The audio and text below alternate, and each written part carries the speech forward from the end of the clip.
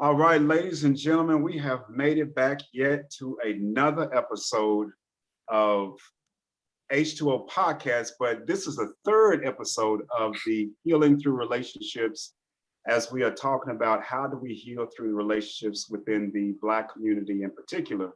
But if you are wondering or thinking that this is not related to you because you are not Black, how wrong you are.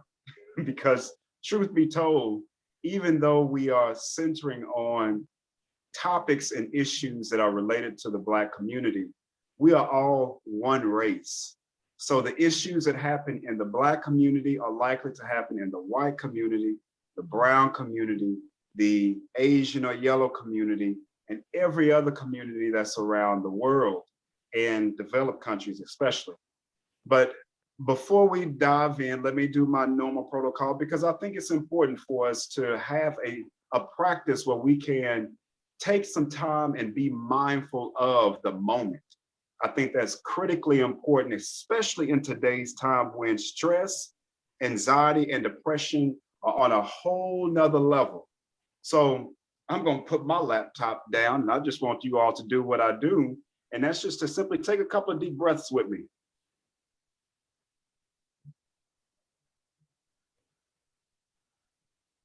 Let's get two more of those.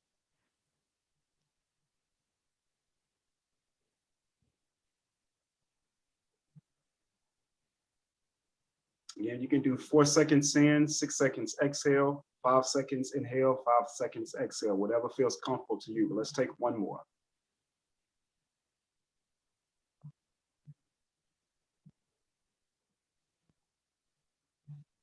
It just feels so good just to take a breath.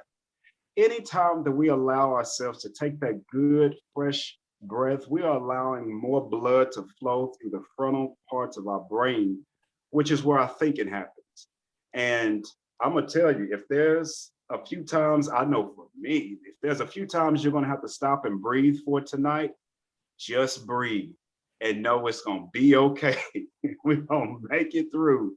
But we will dive into some pretty simple but deep conversations. I'm excited about it, as I'm always excited to dive into conversations that are going to build us ultimately. We may have to traverse through a couple of rough patches, but when the ultimate intention and my intention is for us to heal and optimize in everything that we do, when that is the set intention, I have no doubt that whatever happens in between is necessary and we're going to be okay. There's not much that I really want to promote tonight. For those who don't know, I have the separate music page for my music side. So I just got the website last week. I think it's H2O, the musement.com, something like that. I'll put it up, but you've probably seen it. But that's the music page specifically entirely for the music brand of H2O. So please familiarize yourself with that. You can purchase, download, watch music. I'm still building it up, but that's the newest edition that I have so far. So that's all I really want to talk about tonight, because I really want to reserve this time for a remix on tonight.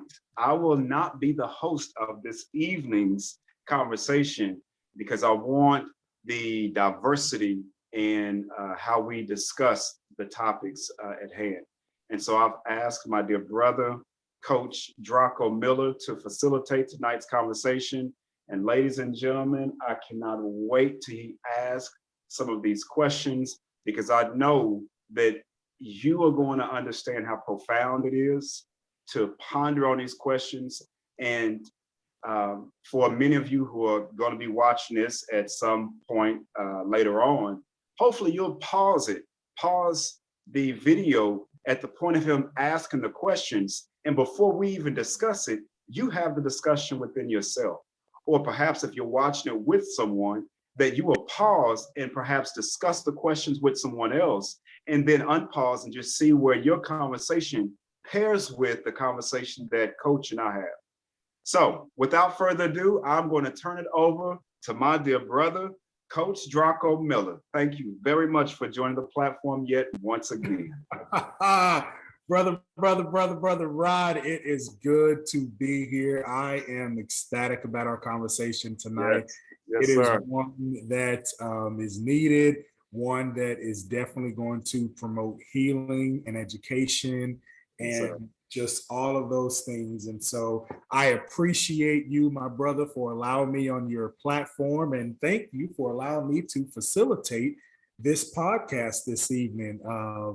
It's not often that I get nervous, and for some odd reason, I'm somewhat nervous. But we're going to You get got through this. it. It's just two chaps, as they say, having a conversation, and Sir. everybody else joining in. So thank you again for that. And man, without further ado, let's roll. Let's get this thing going. So as we have been uh, having various conversations, and the integral theme being healing through relationships, I thought that it was important to take it to the next level of having uncomfortable conversations, because I believe that in order for one individually, in order for a group, in order for a societal group to heal, then there must be some uncomfortable conversations. Too many times we as a society feel like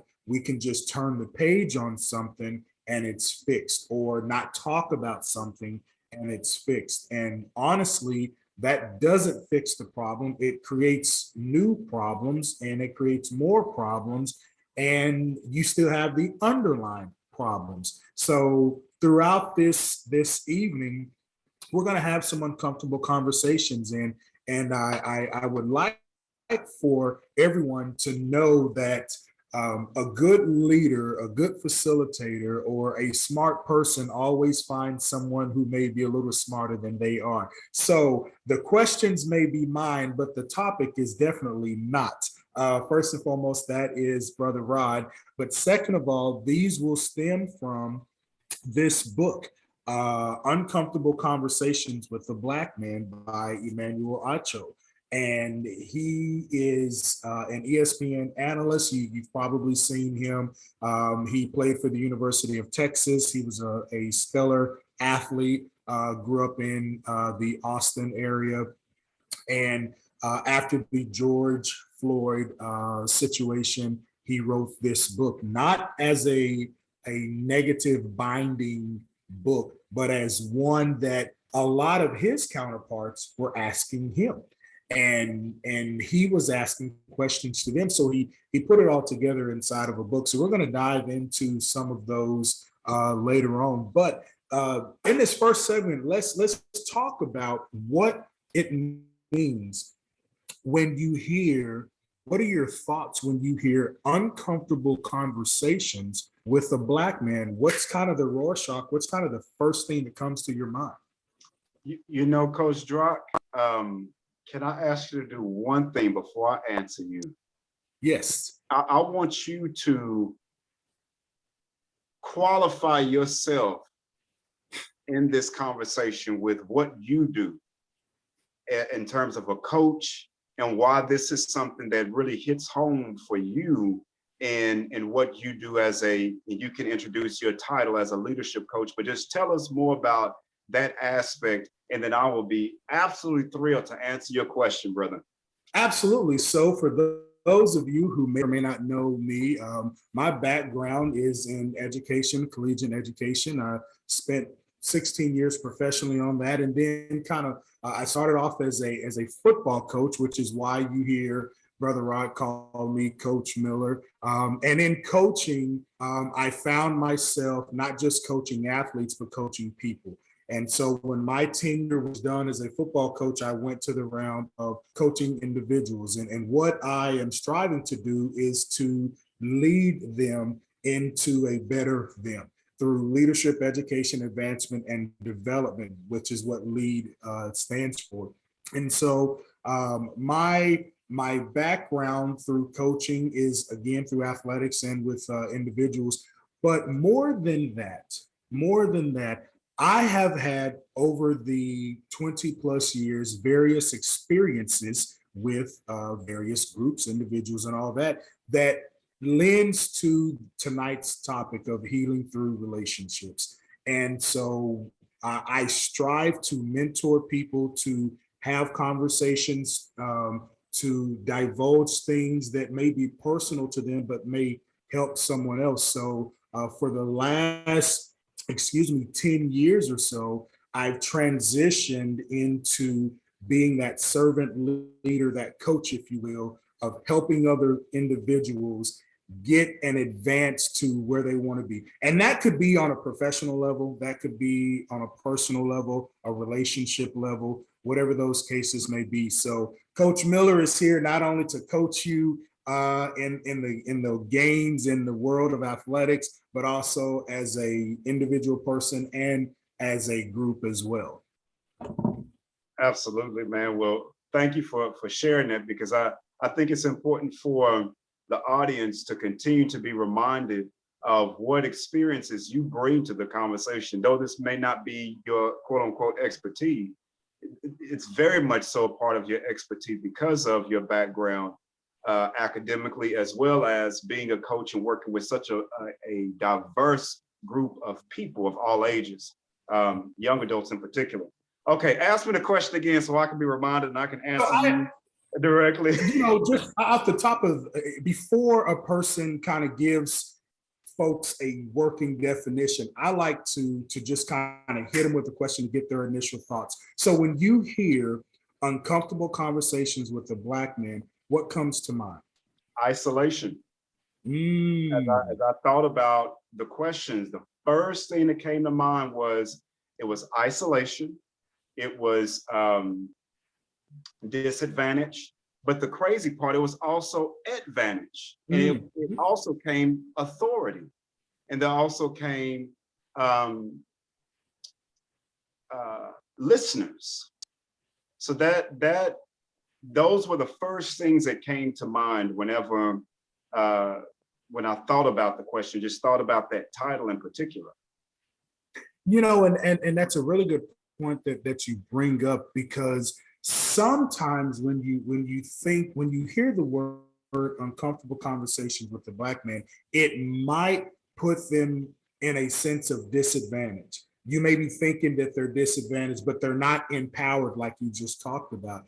And so when I think about that, I think about the standpoint in which they are bringing information, right? I think about the moxie, if you will, that they have. And I also think about, if you're wanting to get to know and understand, which we as a society, don't we talk about that all the time? Man, I want to put that, what that group or what that person is thinking. I wonder why they did fill in the blank, right? Well, you may have to have a conversation that you're uncomfortable with to understand, because this could be an uncomfortable conversation with an Asian man, uncomfortable conversation with the Caucasian man, uncomfortable conversation with the Hispanic man. There's, uncomfortable conversations with Americans. There's an underlying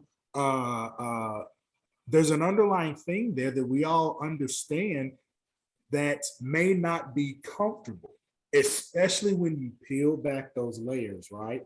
For sure. If you stay on the surface, then it probably won't get uncomfortable. It's just like when you go to the swimming pool and you're in the shallow end where the steps are. As long as you're standing on the steps or your feet are on the steps, you're feeling pretty good about yourself.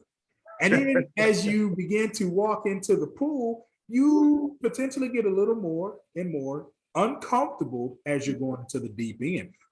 But you're only going to succeed, in my opinion, if you get to the deep end. So as we're talking about these conversations, another question that came to mind was, who do you think is responsible to start these uncomfortable conversations? I love that question. And I'll be honest with you, I don't know. I really, I think it's situational, because one of the things I'm learning the more as I get older is the power in the skill set of discernment. And to take it a step further, I may have mentioned this in the previous podcast at some point or something, but understanding value systems and understanding that each community, and that's not just necessarily racially connected. Men in the community of men, of older, young, women, I mean, there's so many different kinds. You have to discern the value system that is in existence. And let me kind of introduce a little bit of the science side. So part of my credentialing as a transitional coach is I wanted to pair that with heart math. Part of heart math's initiative is to help educate people on the fluence of the heart, how powerful the heart is in helping to not just make decisions, but to get us into coherence with our brains, okay? That being said, when we start understanding how the heart and the brain works together and how we make decisions, when I talk about discernment, discernment is at its best when you have the heart and the mind working together. True. I can't just go into a situation just with my heart alone and hope for the best. Right. I need to bring some application with how do I think about my decision? How do I also feel about my decision? If I'm going into a situation, I understand that there's already a set template for consciousness or a set template of information that exists in a room or within a relationship. And then here I come, I'm trying to break that up. I'm not following the rules in that relationship, whatever the rules of that relationship. Then what's likely going to happen is before I even have a word to say, it's going to be rejected. Before I'm coming to the table, so to speak, to have a conversation, it's going to be rejected because Absolutely. I've broken protocol. You talked about that this conversation could easily be something that we have with the Chinese man or the Asian man, the Caucasian man, or the Latino or Latinx person. Absolutely. The important part is how do you respect the value systems of each one of those communities? Now, when you ask the question, before I get too much on the tangent, when you ask the question, whose responsibility is to initiate that question? I really believe, one, because we're in the United States and we are not a homogenous community, I may walk in a room full of Caucasians. And at that point, is it my responsibility to initiate the conversation about racism or the uncomfortable topics related to a Black man? I don't think that I would make that decision because I could probably presume that stepping into that room full of Caucasians, introducing a topic that they may not be ready for, or they may not even want, that may not be the best or the wisest decision for me to initiate that. Now, if you flip that and you ask me, hey, Rod, we want to invite you to a conversation that's predominantly white Americans, and we want to know your thoughts about we want to ask you questions about what it is to be a Black man in America. That's a completely different kind of situation. Absolutely. Does it make sense? It does. And because one lends to, well, let me say it this way. The latter, in my opinion, leads to the onion getting peeled back further and further and further.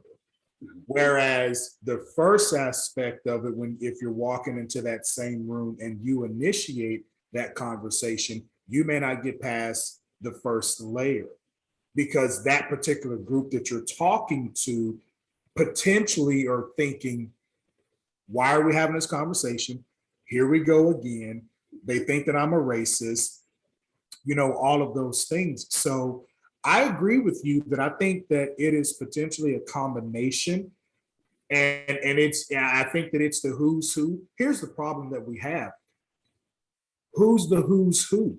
Where does the conversation start? Does it start at the kitchen, in the community, in the neighborhood that's diverse, and there's just an open dialogue? Does it start on the local government level, the state government level, the federal government level? where does that, if it is the latter portion that you spoke of, where the invitation is given to gain understanding, then where does that start? Where do you think? So let's dive into that. Okay. Where do you think the best starting place will be that will garner, I guess, the most success, if you will, as it pertains to healing through the relationship of having that conversation? Where do you think that stems? Where do you think it starts? And let me make sure that I understand you. I was having a text message come through and I was trying to swipe it as answer and swipe. Pastor Brian may come in. He finished with his appointment, but ask me that last part again so I can make sure I answer you. So at what level do you believe this conversation starts? Does it start in the neighborhood? Does it start with local government, state, federal? And in under the umbrella of the invitation has been given? Because we've already established that it's probably not best practice to go in, quote unquote, uninvited and start asking questions because you're not going to get what you want. So hypothetically, the invitation is given. So Okay. where's the best practice to start that conversation? I love that as well. I should just wear a t-shirt and just said, I love that. I love being asked really good questions because it makes me just have to think. I love that. I love that question. I love it. I'm gonna have to answer in two different ways. Not only do I believe it starts at, oh, that's good. Okay. I believe that it does start in government, and I also believe that it starts in our institutions, our educational institutions. But let me start first with the government. The reason why I highlight these two things in particular, when we're talking about having the conversation, oh, hold on real quick. I think you go, come on here.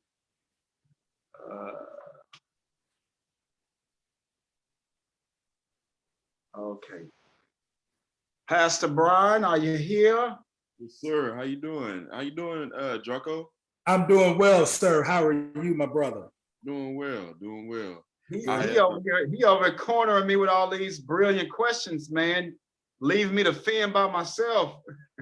Let me, Pastor Brian, if you can give me a moment, you can just kind of listen in as I answer the question, and then Coach can perhaps revamp it if need be. Okay. But and we can't see you, by the way. But okay. Let me work. I think that the reason why I start with the government is because in order for us to have a conversation that is uncomfortable among peers that don't look like us,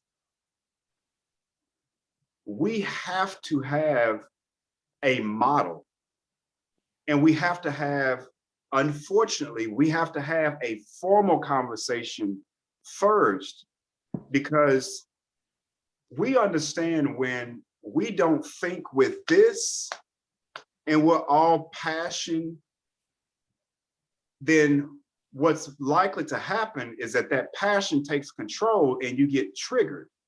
When triggers are happening, no one's listening. So it turns into a fight, you know, and we've seen what happens constantly when no one else is listening. You said something earlier, you didn't precisely say this, but turning the page was the analogy you used. And I'm referring to the cancel culture, because that's exactly what it is we think because we turn the page that we can just cancel the person and the conversation and just not have to have it, when that's not the case. I'm going to take a lyric out of a song I recently listened to from, I think it's Tank and the Bangers. I love Black people. And she says a line in that song about sweeping your history under the carpet to the point you turn around and you trip over your own history. And I thought that was such a cold-blooded line. Ooh. Because that's such a it's such a metaphor of what happens when we choose not to have the conversation, that Yes. it's not going anywhere. It Right. stays right there front and center. What it does is it builds up that pile under the place that we think we're hiding it. Yes. And then before you know it, much like that inaugural video that Emmanuel had about the rioting versus protesting, Yes. that there's that analogy that he had riding on the bike, and he's constantly telling the lady, hey, I'm behind you, left, left, left, left, until he literally gets up on her, and boom. The intention was not to blow up or to have a collision, but because somebody's not listening. Yep. So it's important that we have a model to say, hey, how do we have this uncomfortable conversation and still peacefully transfer power? Ha, pun intended. But how do we go across aisle, have the conversations, and still respect each other at the end of the day, invite each other over for some cornbread and chili, Right. vegan style, and still respect each other. And I think that that starts with our top leadership. Yes, I could say in the homes, but in the homes, we're likely, in our communities, we're likely very isolated. We're still very privatized in that sense. And I do believe that in top leadership, it thrusts the conversation to be had. And it has to be had because we constantly see legislation and laws being broken around it. Go ahead. So, Brother Sanders, I'm gonna bring you in. And so here's the question that we're talking about. And Brother Rod, I want you to think about this. I want to get Brother Sanders in to answer the question, but there's a secondary question that I want you to think about, and that is, given the state of our local, state, and federal government through the eyes of its people, right? Us as the people, and the trust or lack thereof that the people have within the government. Do you still feel that that is the case? So, Brother Sanders, here's a question.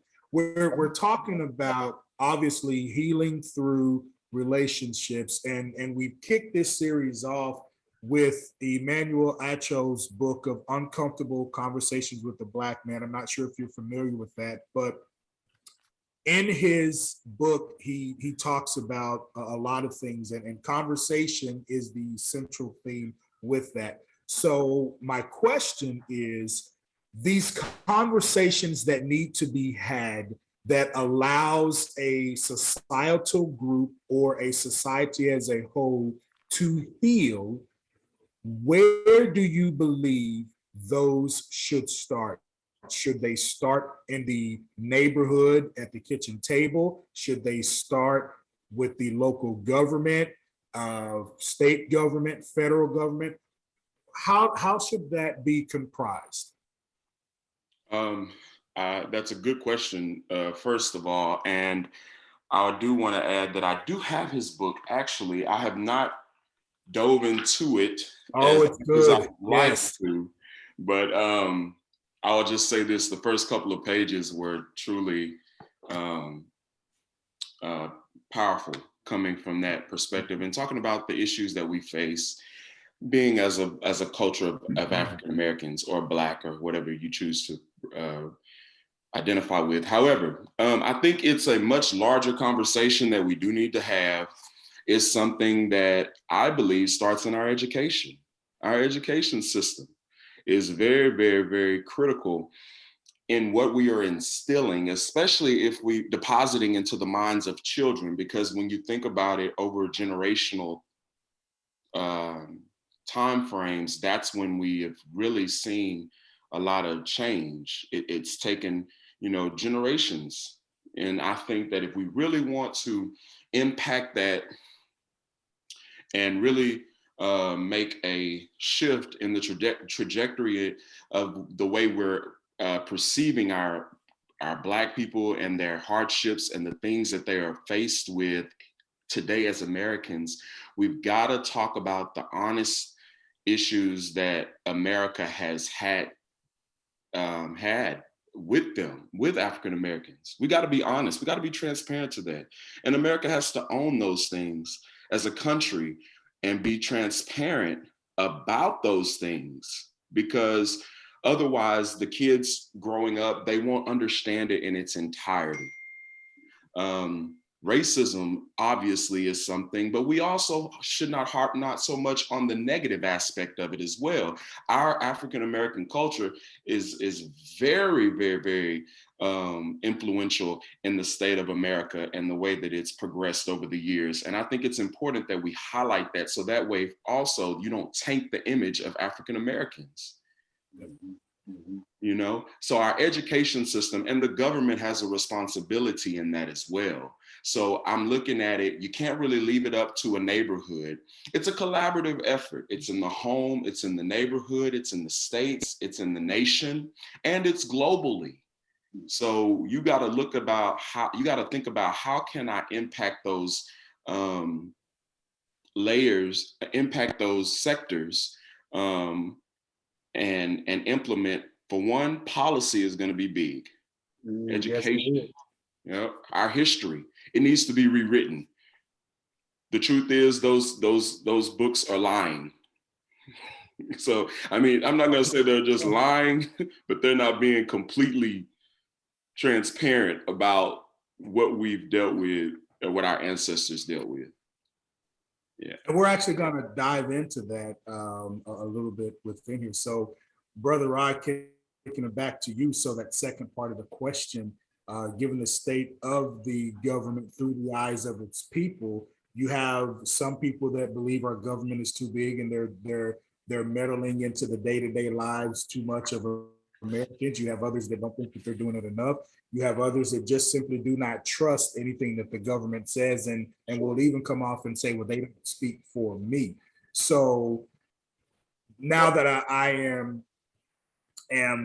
throwing that curveball to you, what saved you? You know, and once again, my T-shirt, you can't see it, but my T-shirt says, "Love it, love it, love it." Yes, I'm glad that you brought that element up, and yes, we as a people still don't trust the government. You know, we have very right reason, not just, of course, the Black community. All communities have reasons not to trust the government because of so many violations that have happened. However, seeing that we are in a democracy, whether we believe that it's fully being practiced or not, we, by principle, are still in a democracy. And that being said, we still vote for the people in these positions. When we voted for these people in the positions, we voted for the most part on some merit of their character and some merit of their ethics and their morale. Now, we can debate all day about how morale politicians are and all of that, but the truth of the matter, by principle, we selected these individuals to be in these positions. And you're absolutely right. If the government was to provide a platform to have these conversations, it's going to be scrutinized on every level, and it should. It's going to be likely rejected to some degree, and it should.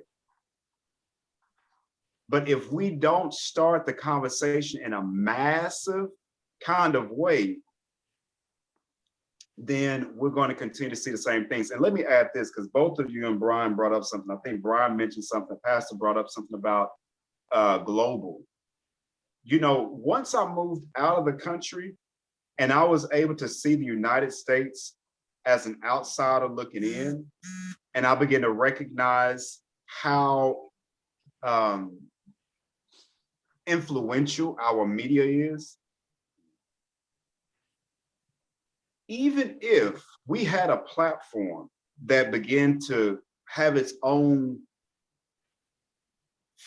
governmental uncomfortable conversations, do you know what kind of impact that would have on a global platform, and how that would begin to set a precedence for other countries that follow after not just the political systems of the United States, but the cultural systems of the United States? When I tell you our movies have such an incredible impact around this world, when we introduce characters, music, culture in these movies, these people bypass governmental legislation, politicians, and all that kind of stuff.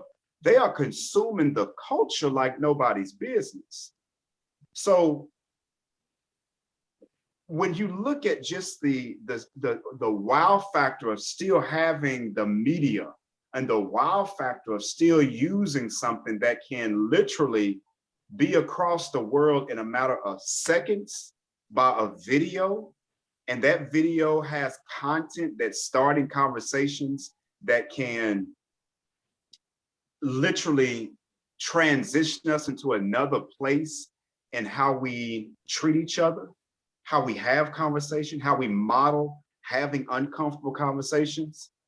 I think the benefits in a lot of cases would outweigh the good, because at least, even if, let's say, we had something like this happen on a much larger platform, such as, the NS or the FCC shuts down every channel and has this conversation, this uncomfortable conversation going. Much like in China, when they have that New Year's event happening, there's only one channel that plays the entire time. They don't have anything else playing but this New Year's event. Let's say if we were to model something like that and shut down every other channel and say, we're all going to watch some uncomfortable conversation. Even if we were to do that and we had scoffers and scoffers, however you say that, if we had viral videos, or let's say the, what do you call them, people, hecklers. If you had hecklers and all these other videos that popped up that talked about the topic, guess what? The issue is still being talked about. Yeah. So I'm gonna leave it there. I'm gonna leave. Did I answer the question? Absolutely. Well, yes, that's a really good, that's a good segue into the next segment. So having the uncomfortable conversation, as we have all described, is very important to have the healing process, or to even begin the healing process. Now, within that conversation, we know, and we all have them. So here's the next segment that I want to dive into. In the book, it's titled "What You See When You See Me." And there was a Netflix series that was titled "When They See Us." And so there are implicit biases out there that we all have, right? Culturally, as Americans, as men, as women, as, whatever they are. So again, under the umbrella of uncomfortable conversations and having those to begin the healing process, this is kind of a rapid fire part, but what are the implicit biases that are out there still to this day that we as African Americans are faced with from our counterparts? And either one of you can just throw them out there. Pastor Brown, I'm gonna let you start this one off. I was gonna say you could go ahead. Oh, I can? Yeah, Well, go ahead. Let me grab my glass. Well, I'll kick one off that's really easy breezy, if you will, but that all African Americans are great athletes. When they see us, they see that we're going to be great athletes, and this comes to mind because Emmanuel also he talks about this in his book, that it was the 100-meter dash championship that he was watching, and all 7 lanes were African American men. One lane was a Caucasian male. And everybody in the stand says, well, we know who's not going to win this. And so then they went specifically to who they thought the winner would be. And when the finish line had been crossed, it was the Caucasian guy who won, who actually ended up being a unbelievable athlete. And he was one of the fastest in the 100. His name is skipping my brain. Matthew Bowling. and he's from Texas. He's from I believe outside of San Antonio or outside of Austin, and he can fly.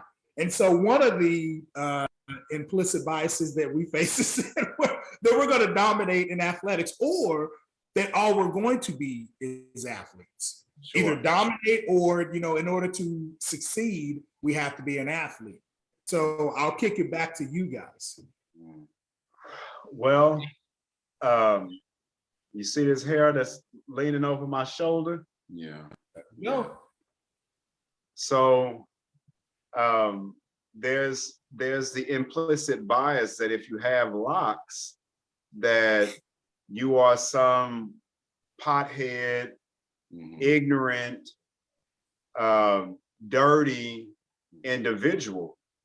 And you know, I've never really understood that until I got locks. I realized that there is a culture of perhaps people who enjoy smoking that herb. You know, when they have locks, I can tell you I've been approached multiple times by individuals saying, "Hey, you got that?" You know, whatever they call it, good or whatever. But even just the slight treatment of how my counterparts may respond to me, whether I'm in a grocery store or if I go in, let's say, dropping off an application or going in, establishing business. There's that stigma that comes with it. And there has been conversations that I'm aware of, and you may be aware of, both you guys may be aware of, when you know, I think Ricky Smiley was one of the first people that my mom had used an example about, you know, why he cut his locks off, because it gave him more of an appeal to a mass audience. And she really did not want me to get locks. She was just like, I don't like them, blah, blah, blah, blah, and, you know, whatever. But I thought to myself, much like Silver Fox had mentioned before, and I think his example was probably one of the prime examples. And I didn't even know that conversation happened between him and his lawyer, but that conversation about when you cut your locks off, you know, look more presentable. You know, unfortunately, with you having locks, that jury is going to vote against you. So let's give you some leverage and chop the locks. And I love that response of, at this point, it's not even going to matter. How they see me is how they're going to see me. So going back to the question about when they see us, which, by the way, I had to stop that series a few times because I couldn't make it through certain parts because it was heavy for me. Right. And even as I'm thinking about part of it now, it was really, really, really heavy for me to make it through that. I had, you know, when you got tears and then when you got hot tears, and I had more than a few hot tears meet me at my chin level. But that's neither here necessarily there. But I think having the locks and wearing the culture outwardly, yeah, I get it. That again, when we start talking about value systems and in certain cultures and communities and work environments, there's a certain kind of expectation on what the look is supposed to be like. But then there's that part where I recognize, no, that's implicit bias. And we need to be able to address it. And at what point do we decide that that's a boundary crosser? And if no different, if I'm looking at your age and I'm saying, oh, he's too old to be a president, or he's too old to lead a company, or it's a woman, she's going to be all over the place, she can't lead this country. At what point do we say, okay, wait a minute, where do we draw the line and say, as Martin Luther King, and I paraphrase, you're looking at the character of the person and you make your decision based on the character. Go ahead. That's good. And I wanted to pause you really quick on that because I want to get Brian in on this. Because you said something that I want you to expand upon here in a second. But Brian, what are your thoughts on implicit biases? Yeah, it's certainly, I think Rod kind of touched on one of the ones that I was going to mention, and it was the locks. It's just really unsettling to know that you can be prejudged or categorized by a choice of your appearance that is natural. You know, that is a natural part of our culture. And so I've even witnessed some kids, even now in the high schools that I've been able to visit or work at in some capacity. One young man came and said, "They're making me cut my locks off." And I was like, "What do you mean?" He was like, "Yeah, I have to cut my locks." I didn't really go into a lot of questioning as to why, but I could assume why, you know. And watching, I can't remember the guy's name. He's actually has the Netflix special. He's the athlete. He kneeled down. Oh, Kaepernick. Kaepernick, yes. If you watch his Netflix Oh yeah, Colin. special, yeah, he Oh, talks. it's unbelievable. Yeah. Mm. Yeah. Kaepernick kind of explains a little bit about his struggle with that, even in his own home, and how his Absolutely. That family. with me. Yeah. So I mean, these are some serious things that we face. And then I was going to go a little step further and say our attire, choosing to wear now, if you have a hoodie on, it's become, you know, suspect. I'm like, this is Yes. something that is sold in stores. I don't understand. If one culture or It's one not race, modified. no, not at all. So it's like, why are we Exactly. having to continuously defend who we are because we truly choose to free ourselves and be ourselves? You know, Oh my gosh. You guys have touched on something that just got my juices going. Ryan, you just said why. You asked the why question. And that is, for me, the burning question of desire that I have for our counterparts. Why do you see me in a hoodie as a threat? Why do you see if my hair are in locks that I'm dirty or I'm a gangster or I'm a drug dealer or a drug user? Why do you see that if I'm not subscribing to what your thoughts are, and why do you believe that your thoughts are the only thoughts? So I want to throw this out there because this is the simplistic definition of implicit bias. And I want to see if you guys believe that is this a true definition or is this an old definition? And the second word in here just makes my mind explode. Implicit bias is the unconscious attribution to a member or a certain group that creates stereotypes that are shaped by their experiences or learned behaviors. So, do you believe that implicit biases are always unconscious? That I am unconsciously thinking so about blah blah blah, and it just matriculates and materializes into said thing? I know I can't believe that. I can't believe that 100% of the time it is an unconscious thought. Now, I think that there are some that may be, but I believe more times than not, as it pertains to the implicit bias towards African American people, it's not unconscious. I do believe that it's a stereotype that may be shaped by their experience of personal experience or what they see on TV, what they hear, what they've read. So then that creates a stereotype, but I do not believe that it is unconscious. I want to kick that to you guys. Oh, that's good. Read, can you, just for not only our sake, but the teacher in us, read the definition at least one more time? Absolutely. So implicit bias is the unconscious attribution to a member of a certain group that creates a stereotype that is shaped by their experiences, or learned behaviors. Okay, so here's where my mind is going back and forth, Coach. By virtue of the word implicit, makes me default into unconscious, because implicit, if I understand, is something that's not obvious.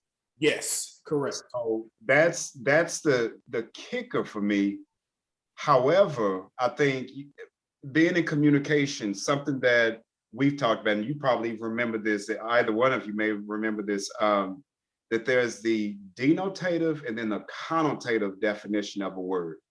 And I Yes. think that there's definitely the denotative being the dictionary type definition, the connotative is more of the cultural understanding. I would say culturally, I would agree with you that there is it's taken on a different understanding when we talk about implicit bias. Now that's just me. Um, you opened up a can of worms on that one. I'm going to pause because there's more I want to say, but I want Brian, if you have anything that you want to mention before we really start to dive into this and pop that bad boy open, because I'm going to take it to a few different places on this. Okay, so let me just get the gist of your question. You were asking,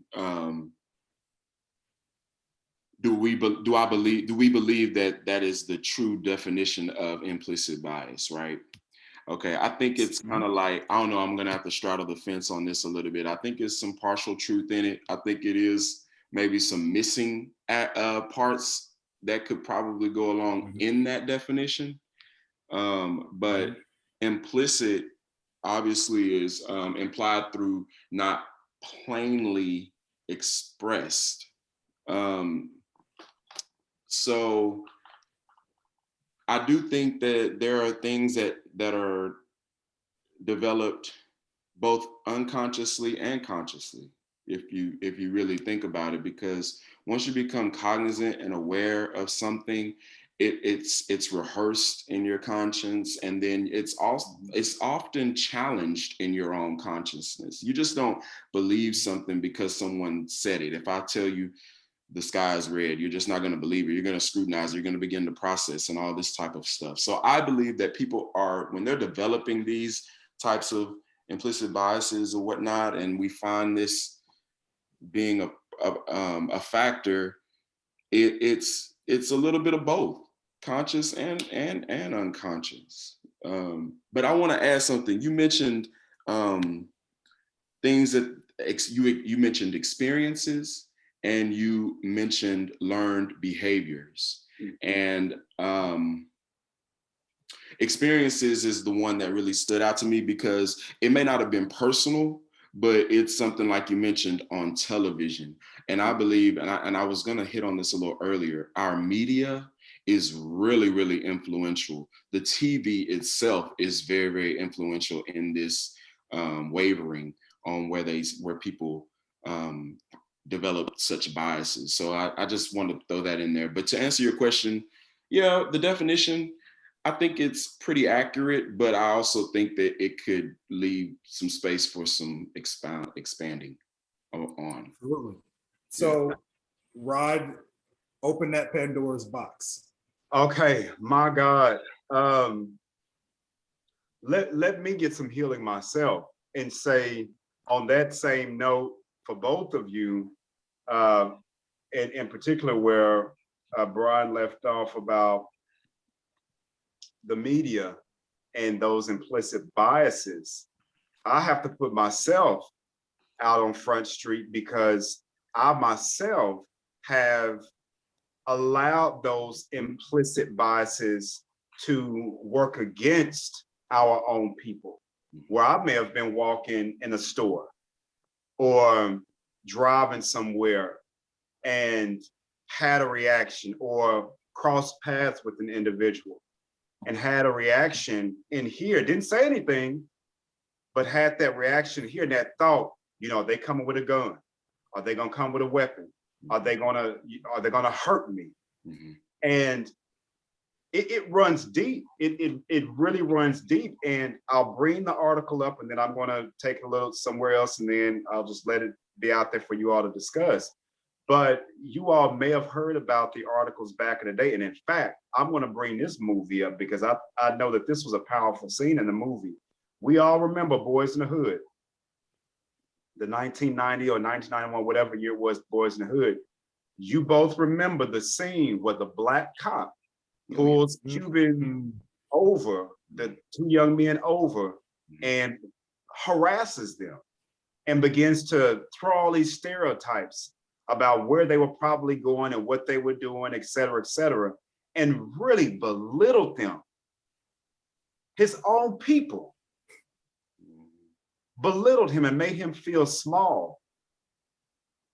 There's been articles I remember reading in my undergrad and in my master's about, I forget the exact term that it was referred to, but it talked about how those implicit biases for cops, for Black cops in particular, they adopted so much of the racial profiling of other brown and Black young boys or young girls, that they were finding themselves taking on that animosity and that same profiling that prior to probably becoming a cop, they may not have had that, but it was cultivated while being in the industry.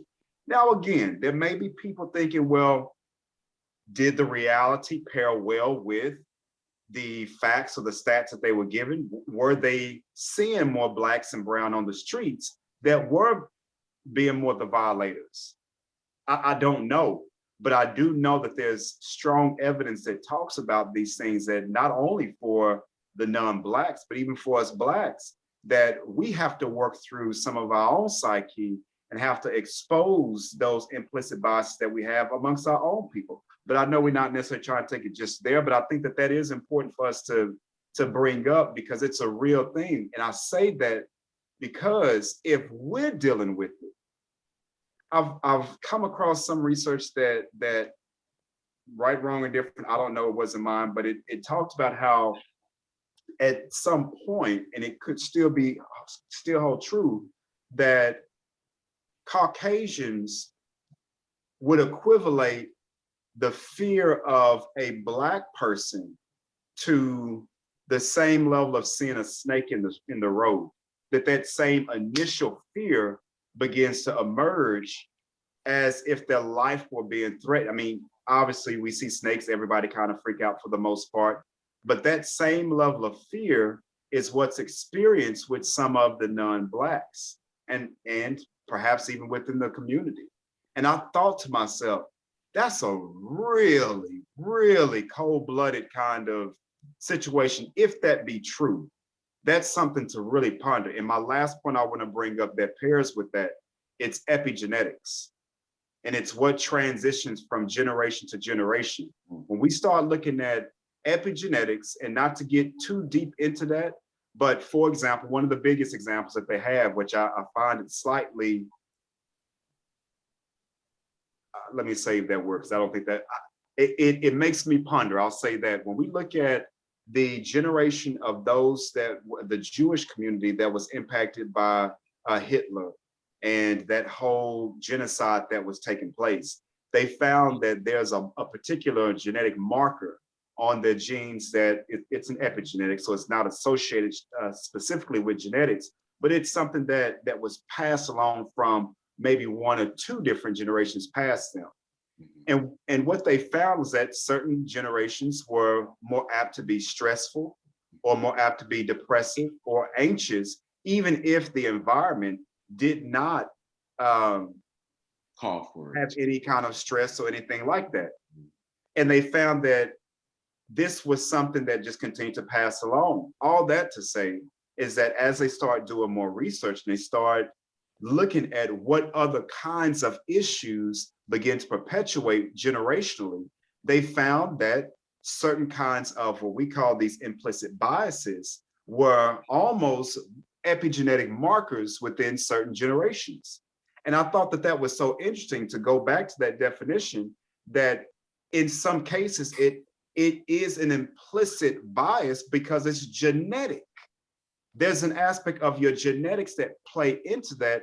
And I think we all need to be pretty upfront about that. Whether you believe it's pseudoscience, whether you believe it's something that's not real, the truth of the matter is, at this time, at this juncture in our reality, is that all things need to be put on the table and considered, because as much progress as we've made, there's still areas that we're still about 400 or 500 years behind on. And that's just the truth of the matter. Can I ask you something about that, if you don't mind? Sure. Ryan? I know you Okay. brought up the epigenetics. I was just curious to know, has there been much research on matters of how to reverse that effect by any chance, and what systems or structures are put in place in efforts to do that? Sure. Okay, so and let me make the connection with that as well.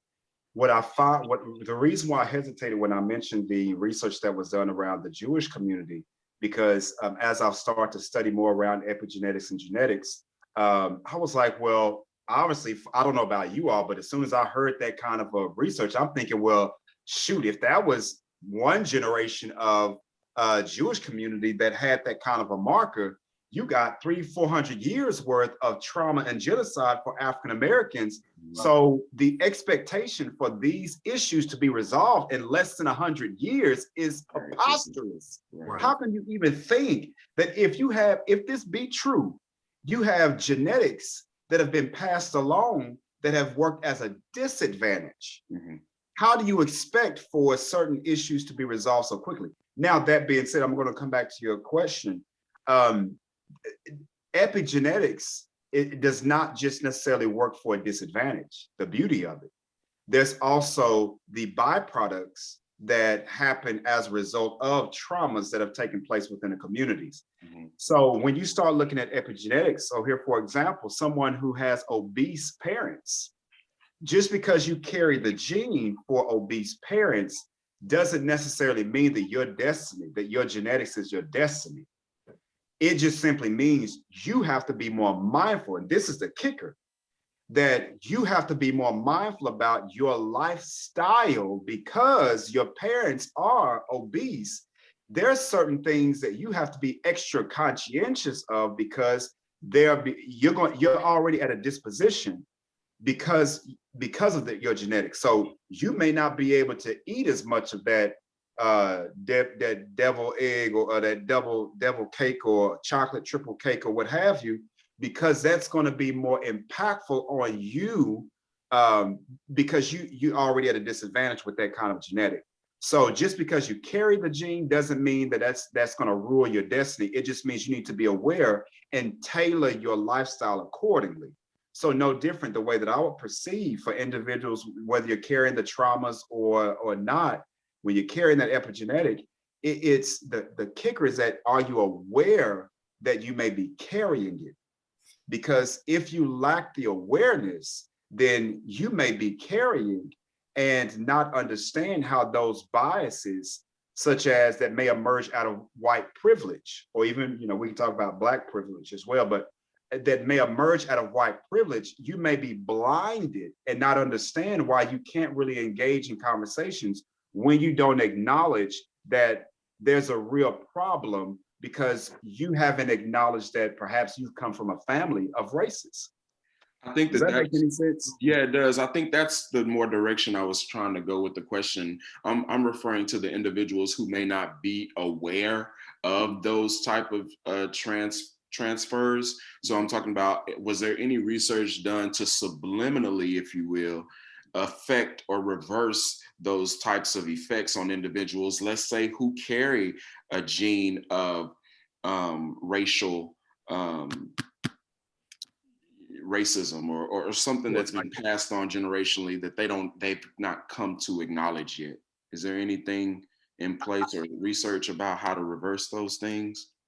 I'm sure that there is. I don't know so much about, I don't know if I would use the word, for me and my little research that I've done around it, I don't know if I would say reverse, but there are ways that you can advert, if that makes sense, that that if I went with the ideas of reverse, I think it would be for the next generation.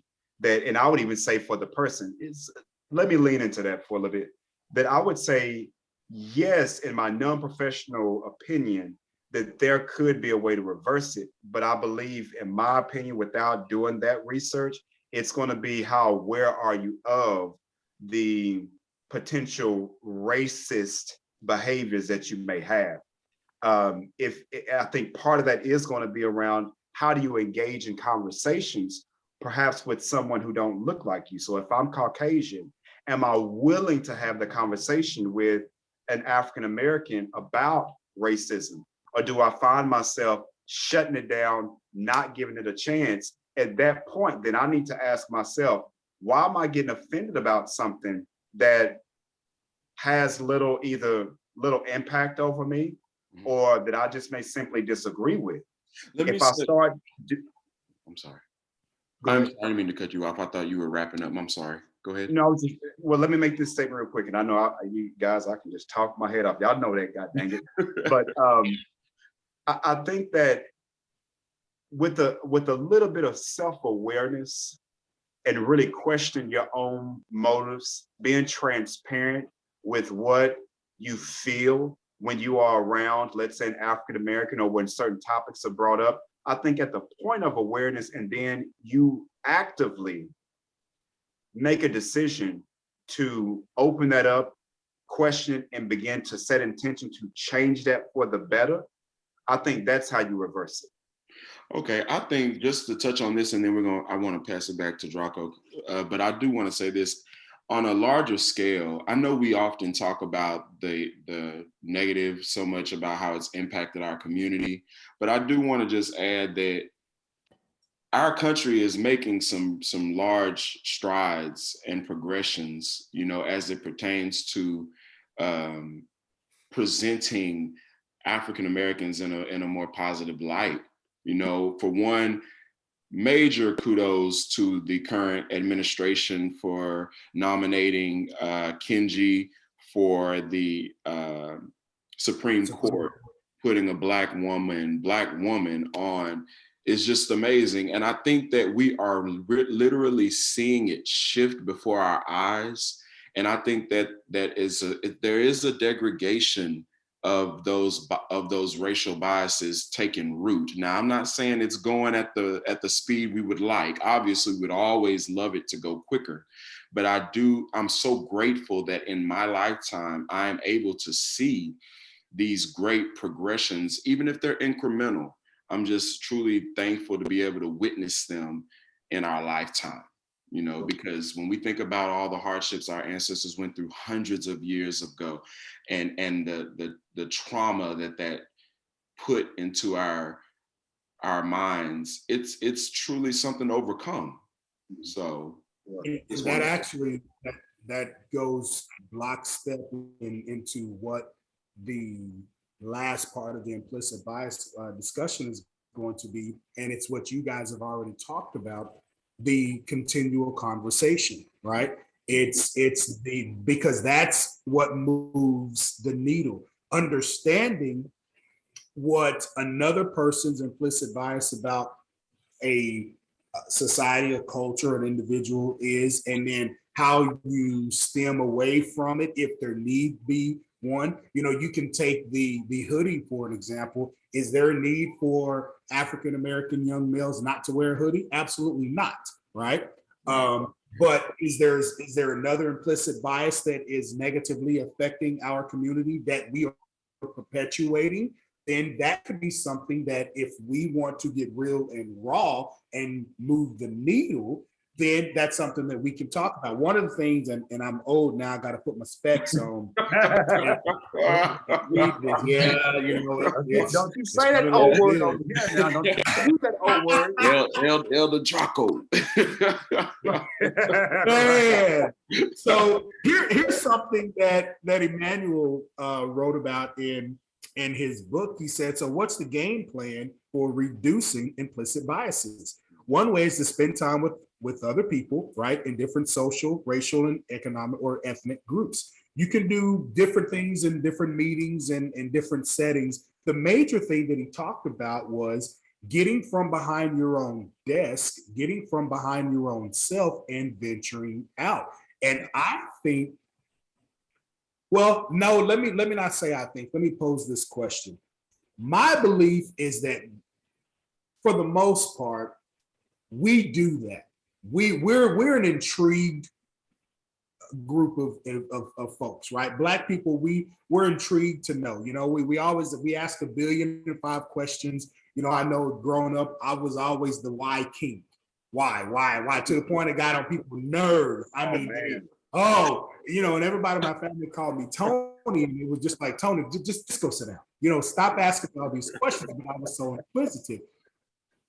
Do you think, and I know that there's not a quantitative, well, there is, but without doing the research, we probably can't dive into it now, but do you think that our counterparts are as inquisitive as we are to continue to move the needle? Because Brian, you're absolutely right. The needle has been moved, because looking no further than Ketanji Jackson Brown, you know, but it's stagnant in some places. Are they willing to get out from behind the desk in a non-political campaign? Because we're going to talk about that next. In a non-political campaign to dive in. What are your thoughts on that? You want to go first? You want me to go first? Well, I think that is the uphill journey that we will continuously fight. It continuously make strides to overcome. Is certainly not going to be an overnight fix. I think it's a matter of power in that. You know, it's almost like we want to reach and connect, but we don't want to quite at the extent where it compromises our power. Right. Okay. And see, that's a much deeper conversation that, you know, right.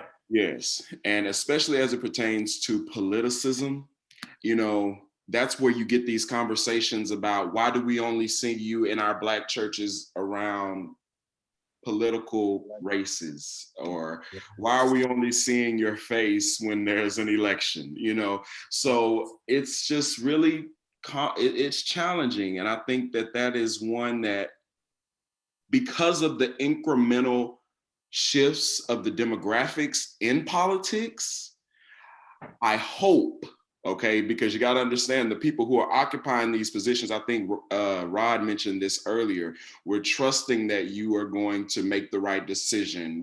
And represent, you know, us well. We're putting people in place with an expectation for them to do the job, right?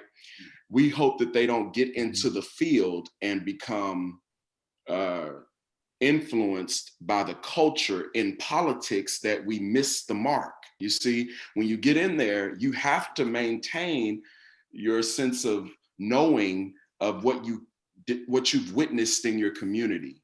So I think it's going to be a continual thing where we see like a flushing out and a rolling in, a flushing out and a rolling in, and we're hoping that the residue that is remaining in the communities from these politicians is authentic and it's true to the real issues, and it's not it's not watered down by politics. See, that's the challenge. And even as our counterparts, we have to know how to talk with them. You have to know how to maneuver in their arena, because let's be honest, they've not stepped so much into our arena.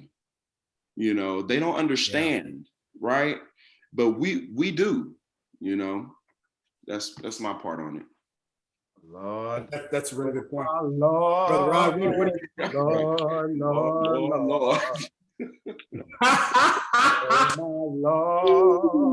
Lord, Lord.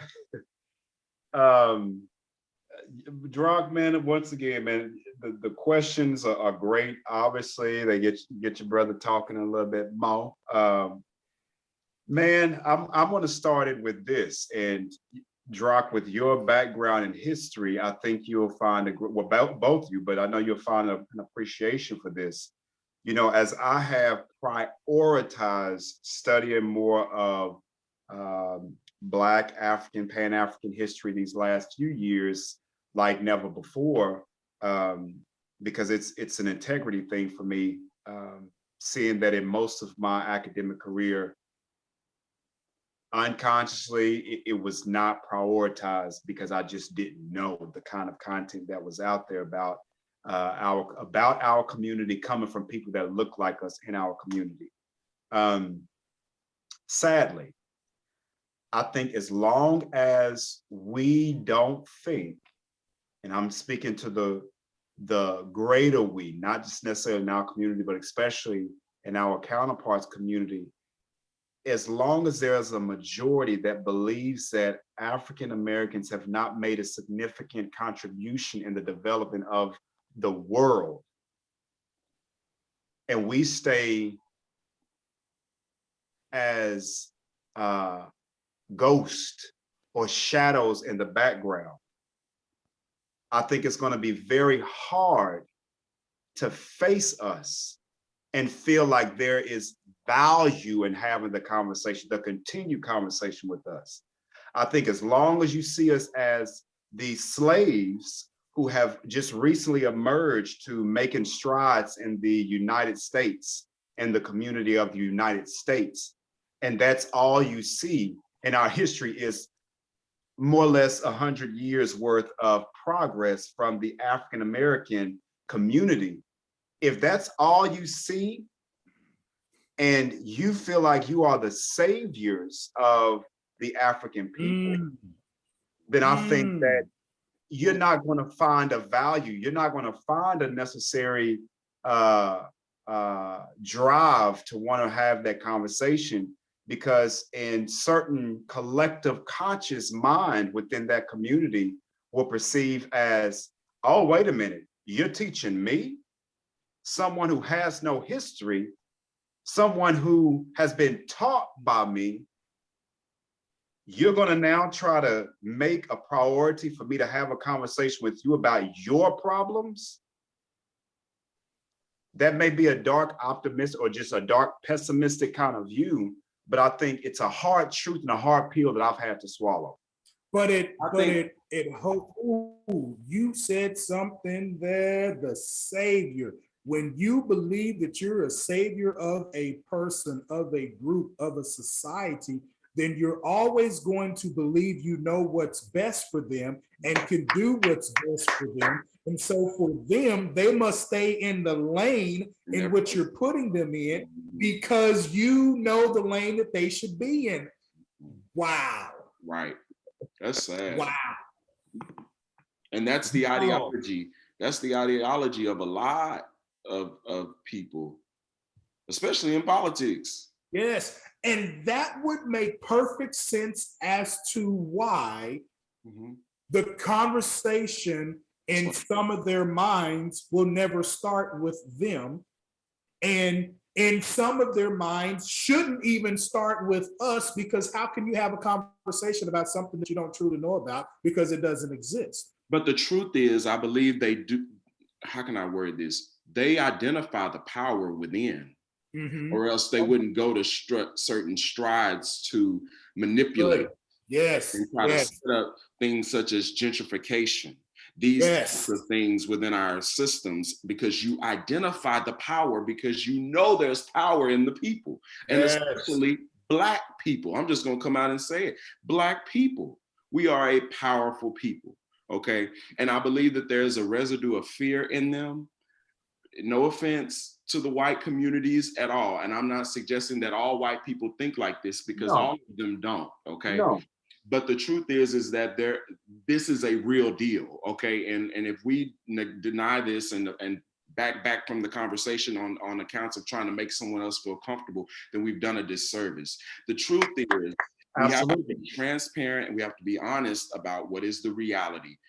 There are white counterparts who have gone to extreme measures in order to suppress the continual suppression of African Americans. And I'm going to tell you, eventually our education system is really going to have to fold, because let me tell you, we have placed knowledge as power in this country. As a matter of fact, we've said that knowledge is power.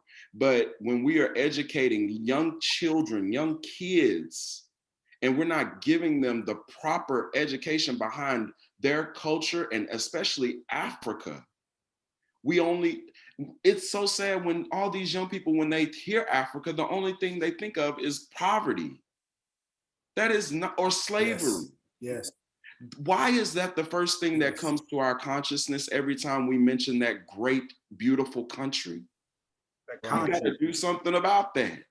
And it starts here in the country. It starts here, because the truth of the matter is, a lot of our people built this place alongside many other Native Americans and things of that nature. So we've got to be transparent about that. And that's a whole nother. Let me say this, and I think it has to be said. What we're referring to is not necessarily a people, but it's a collective ideology that we have. See, this is something that has to be said. And again, we're talking about healing to optimization, healing through relationships.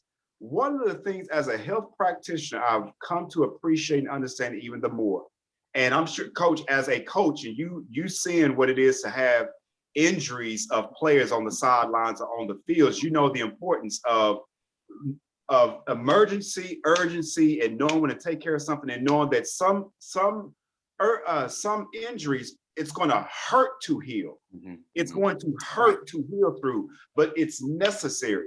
No different from what we're talking about. It's going to hurt, uncomfortable conversations. It's going to hurt to hear these things.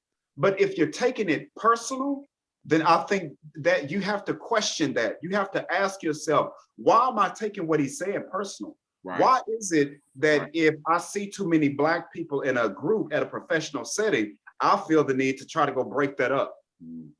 Why is it that if I am hearing conversations about the Black condition, I feel the need to say, well, is it really that bad? Or did you really see it that way? Question that aspect about yourself and give yourself a couple of whys. Why am I doing this? Why do I feel the need to take away the sting a bit so it don't sound that bad? Ask yourself some of these hard questions. Okay, let me get this out, because I know you guys are ready to jump in there. I want to say this, that when I talk about the collective, I'm talking about the institutionalized racism. And it's been said so simply put, that when we all have prejudices. Oh yeah. I know I got some relatives who have said some off stuff, and I maybe said some off stuff myself and had to repent and be like, hey, bro, you need to deal with that.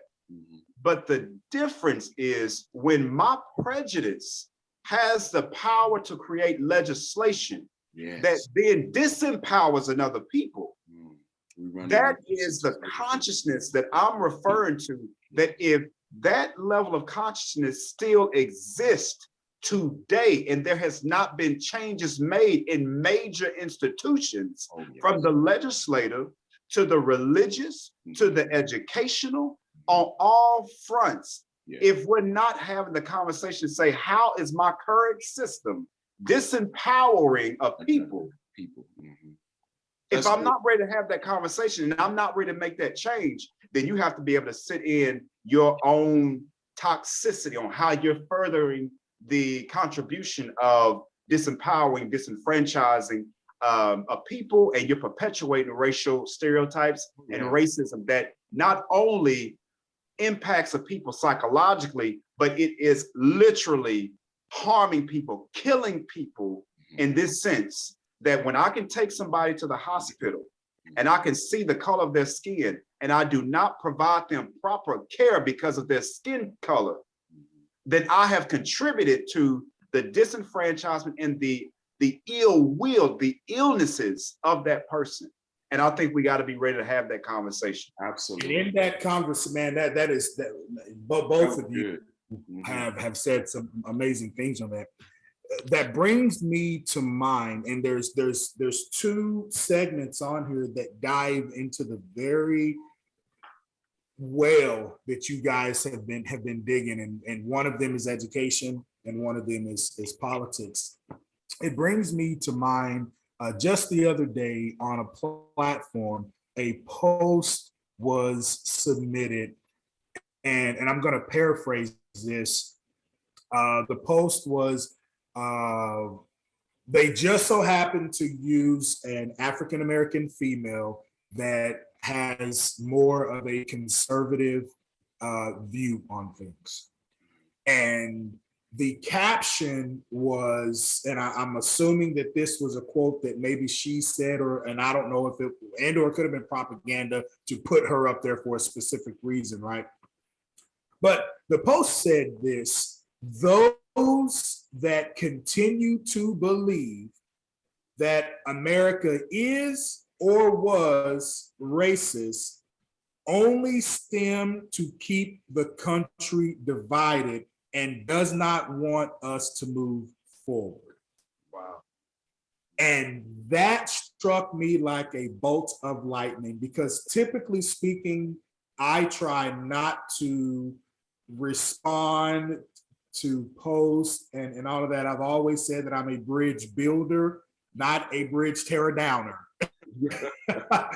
But it goes to what you guys have just said. It goes back to the theme of healing through relationships, and how do you heal through relationships? By having conversation. And my point was, you are, whomever posted that, you are 100% naive to think that if someone wants to have a conversation about the racial past of this nation. Now, first and foremost, let me put this out there. I believe that America is the greatest country on earth, and I believe that we can establish hopes and dreams, and we can do so much more in our free democracy than other countries can. Having said that, if you think for 1 second that we don't have a racist bone in the fiber of this nation, you are naive. And if you feel the need not to have the conversation, you're perpetuating the problem.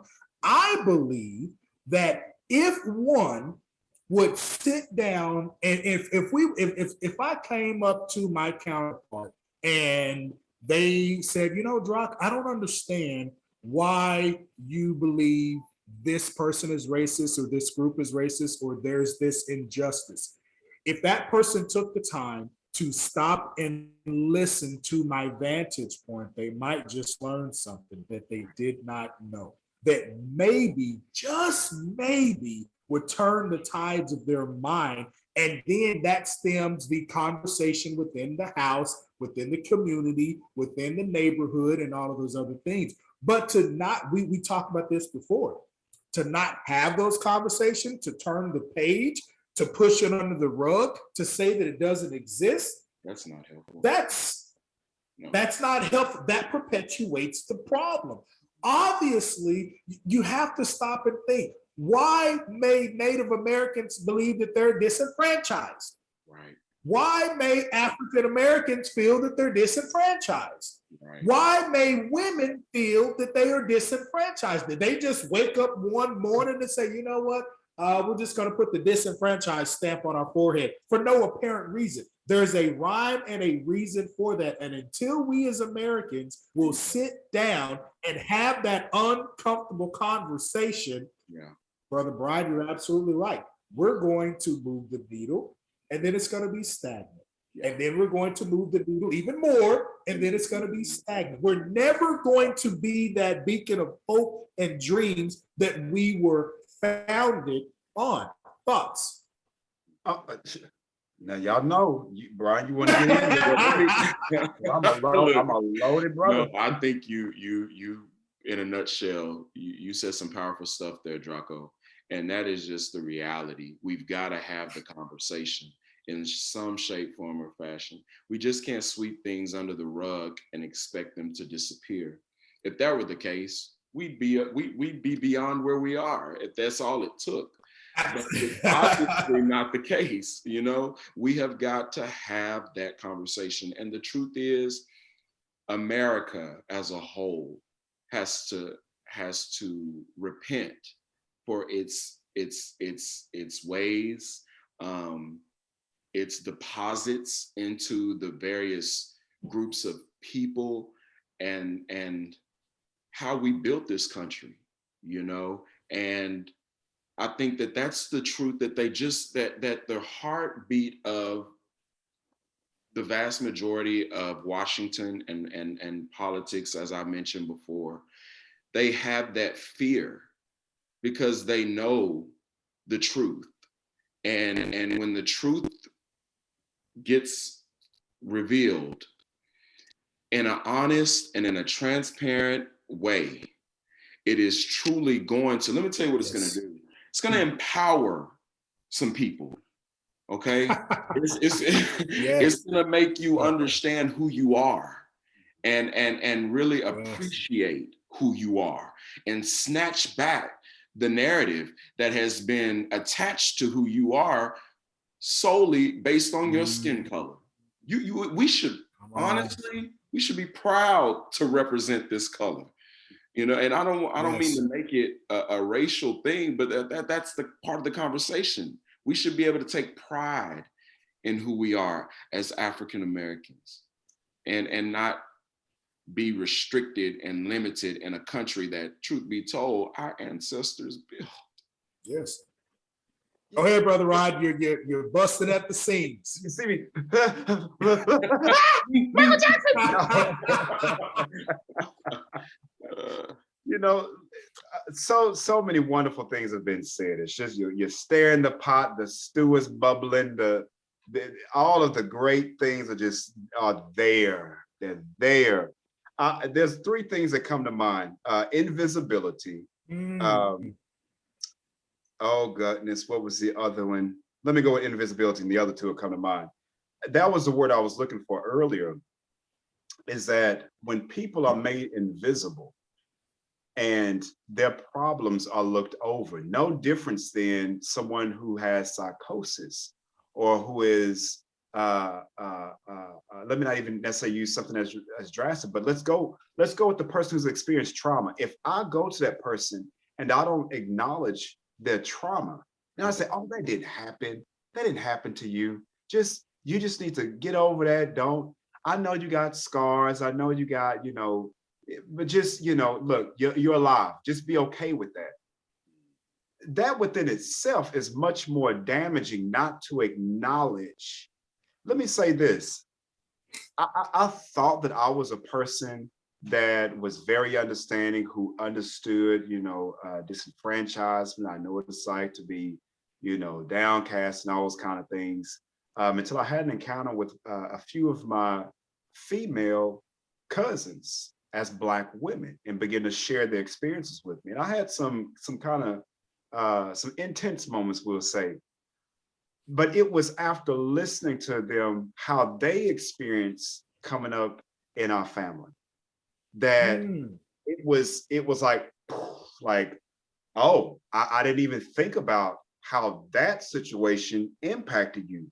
And I had to humble myself to say, you know what? I didn't know as much as I thought I knew. Coming up in the same family, coming up, I thought, with the same kind of situations. But their vantage point that they brought to conversation, it was a game changer for me. And it made me that much more like, wow, I didn't realize you were living in such an invisibility in such a masculine dominant family. Didn't think about that. The other thing that comes to mind is tokenism. I think that's something that has to be very, very, this young lady that you talked about on that post, that we have to be so careful that when we bring up these kind of conversations, the third point I'll bring up, and I'm going to touch on, it's going to dovetail. I am such a supporter that you have to find a strength on the inside of you, that you get empowered by your story. And for those who don't know this by now, this is just part of our culture. We get very intense when we talk. It's nothing to be afraid of. You don't have to run. Yes, you don't have to feel like we're being angry Black men or angry Black yes. women. No. Part of our culture to be expressive, okay? It's going to be okay. As I've seen in every one of our culture, we've lived in communities where it's been predominantly white, Latino. I've lived in a variety of different communities. And guess what? They all got passionate people that talk like we talk. So it is not necessarily just restricted to the Black community. Let me say that. So if you're seeing this, you're like, dang, why is he so angry? not angry. I'm passionate. But let me say, tokenism. There was an article that came out by, I believe, Dr. Dana Cloud. She was a professor at UT Austin some years ago. She may be still there. She got blacklisted because she, some of her research have raised a lot of flags with some folks. But one article that she had that was pretty popular was one dealing with Oprah Winfrey, and then of course the Bush family during the 90s or what have you, and how that whole mindset of being, pull yourself up by the strap of the boots or what have you, kind of mentality. Hey, I lean in that. I agree. Pull yourself up.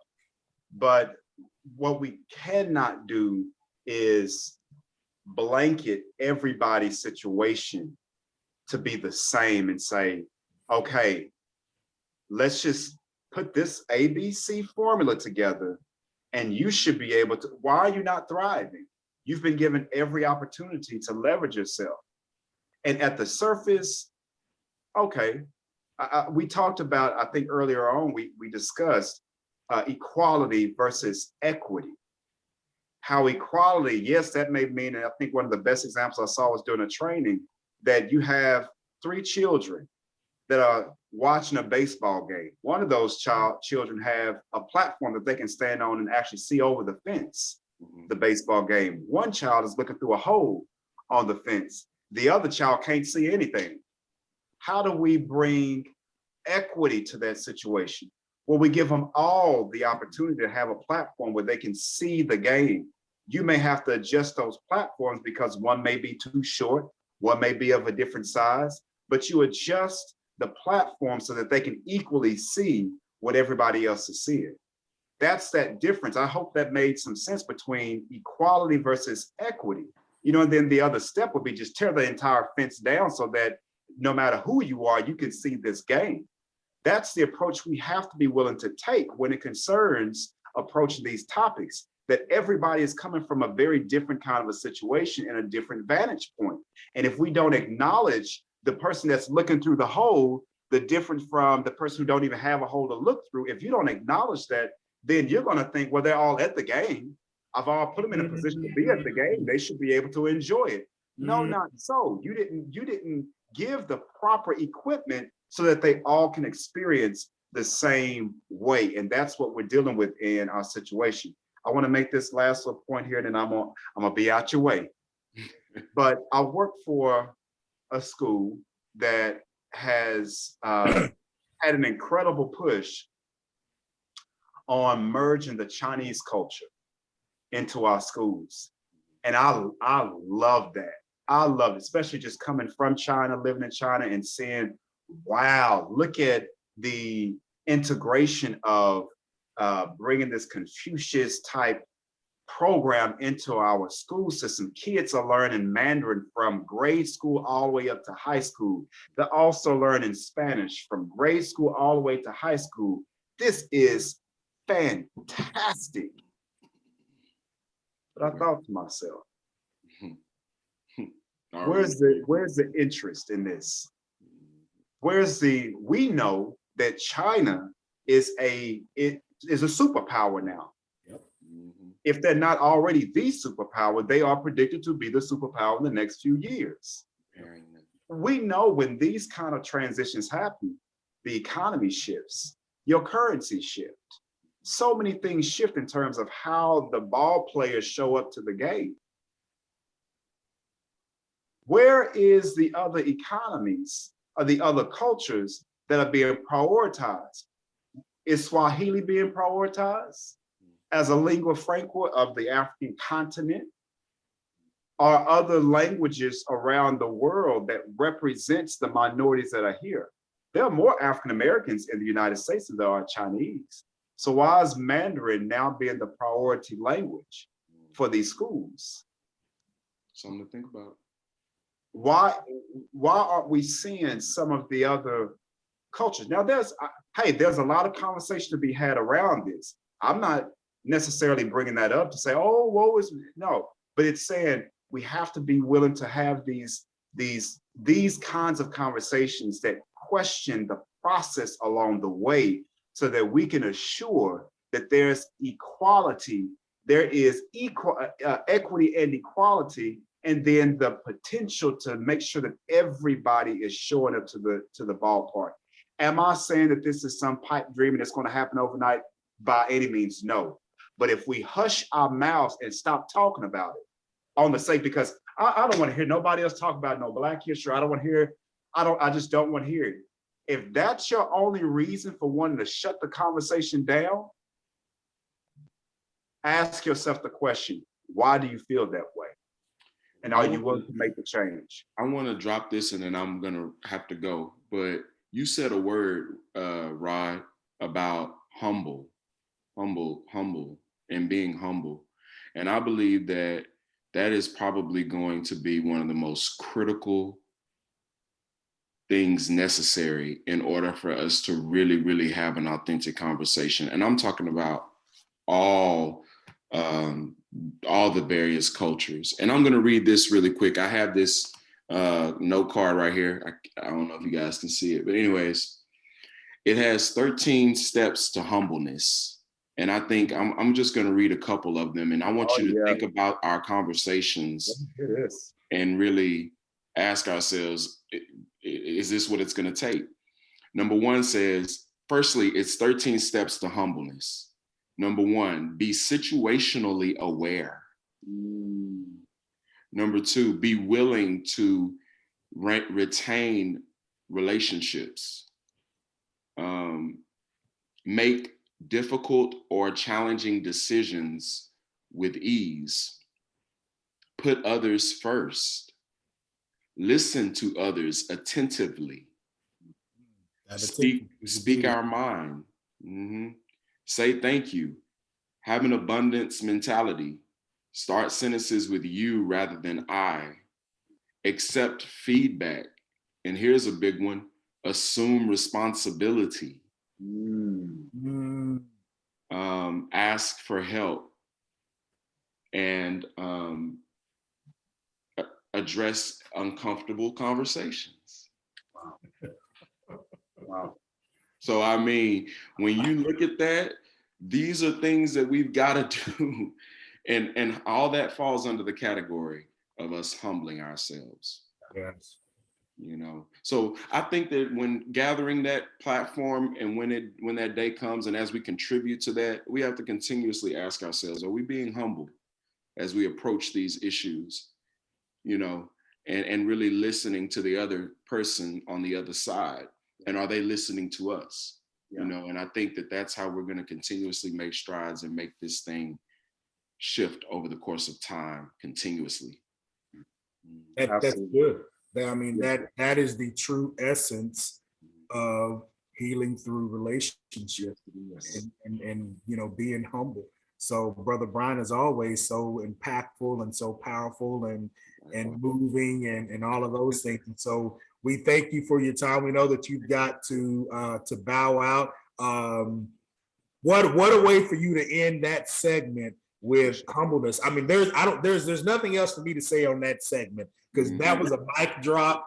And anything else said after that will do that a disservice. Yeah. So we're going to leave that segment right where it is. All right, brother. You have a blessed evening. Thank you. You do the same. It was a pleasure, like it always is. And I love you, brothers. And keep healing to optimization. Hey! I'll later. All right, Brother Brian. All right, man. Love you, man. All right, later. Love you, man. Bye. So that is good, and that segues, Brother Rod, into the last big segment. We've got about 10-15 minutes scheduled, but moving into the man, because there's so much to unpack. You know, there's so much to unpack there, and we can have this. We can have this conversation for years and still be fruitful. Yes. And inside the conversation and not just talking just to talk. One of the things that Brian brought up was actually the fifth segment. And that fifth segment was the political battle for our vote. Because this is what I find so interesting. And I'm going to speak in general terms because you have said this, Brian has said this, I have said this. So I want everyone to understand that when we're having this conversation, it is uncomfortable. And it may be uncomfortable for you to hear, especially if you're not within the African-American community that are posing these questions. But understand that they're being posed not to say directly that every one of our counterparts are wrong or evil or the cause or anything like that. It's a broad general vantage point or viewpoint that we're thinking of. So as I dive into this question, here it is, the battle for our vote. It's interesting to me that the same system, if you will, that at times and historically has disenfranchised minorities is the same system every 2 to 4 to 6 years, whether that be for House of Representatives, whether that be for Senate, whether that be for the highest office in the land being the president. They are jockeying, if you will, for our vote. And as Brian so eloquently talked about, when those timetables begin to come up, you begin to see them in the historical Black churches, campaigning, if you will, trying to impress upon the people that they understand. I see you. I value you. Now see me and value me enough to carry your burdens, if you will, to the White House, to Congress. They go into the communities and bend their ear to the conversations of the people, and then try to impress upon them to vote for them because, once again, I see you, I value you, I take your burdens to said place. So then that got me to thinking, this is not something that has been triggered now, right?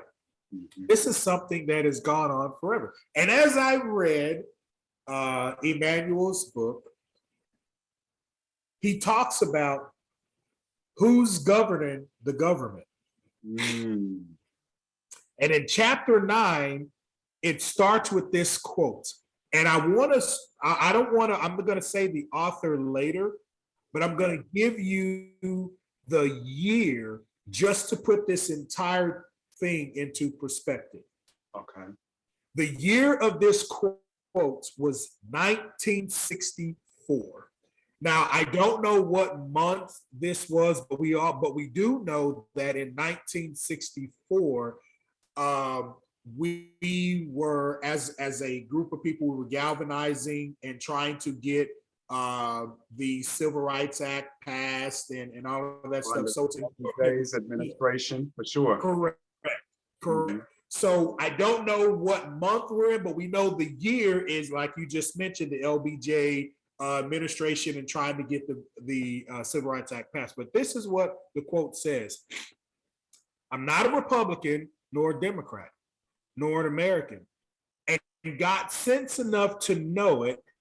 I'm one of 22 million Black victims of the Democrat, one of 22 million Black victims of the Republicans, and one of 22 million Black victims of Americanism.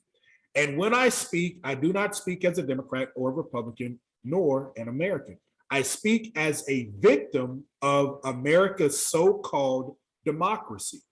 You and I have never seen democracy. All we've seen is its hypocrisy. This quote was in 1964 by Malcolm X. Wow. Talking about how in some ways, the African-American community gets bamboozled, no pun intended from the movie, gets bamboozled when it comes to voting time. But then when the votes have been cast, excuse me, and the politician who we jockey behind to get them across the finish line crosses the finish line, they have a tendency to forget about said group. So, are we a pawn in this thing called politics? That's the question.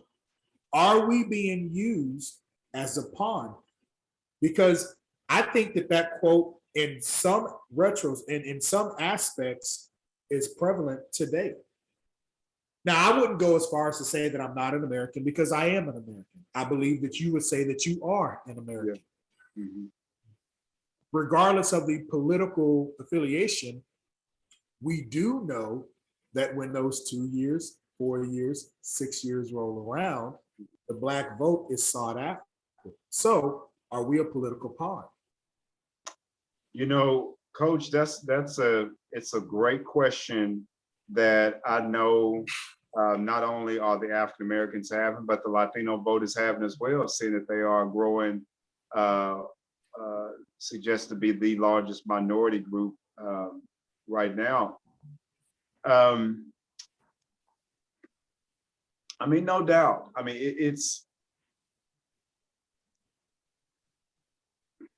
you know, when I answer questions, I like to think about, okay, so what's the solution? And there's a part of my brain that just defaults to some of the comments that I made earlier. When there is low representation, when there's invisibility that's continuing to happen. And let me make this statement. And again, you all hear my heart. It's an uncomfortable conversation, but if you don't say it, I believe that we really don't engage with the question. We don't engage to move past it. But I brought up the movie Boys in the Hood earlier, and I'm going to somewhat riff off of that because I think it's important for us to understand that, and I believe it may have been Malcolm X that mentioned this as well, but it does not serve the Black community in particular well when you have a Black face that is in a high position, but continues to carry these same issues, or they perpetuate the same disenfranchisement, the same stereotypes.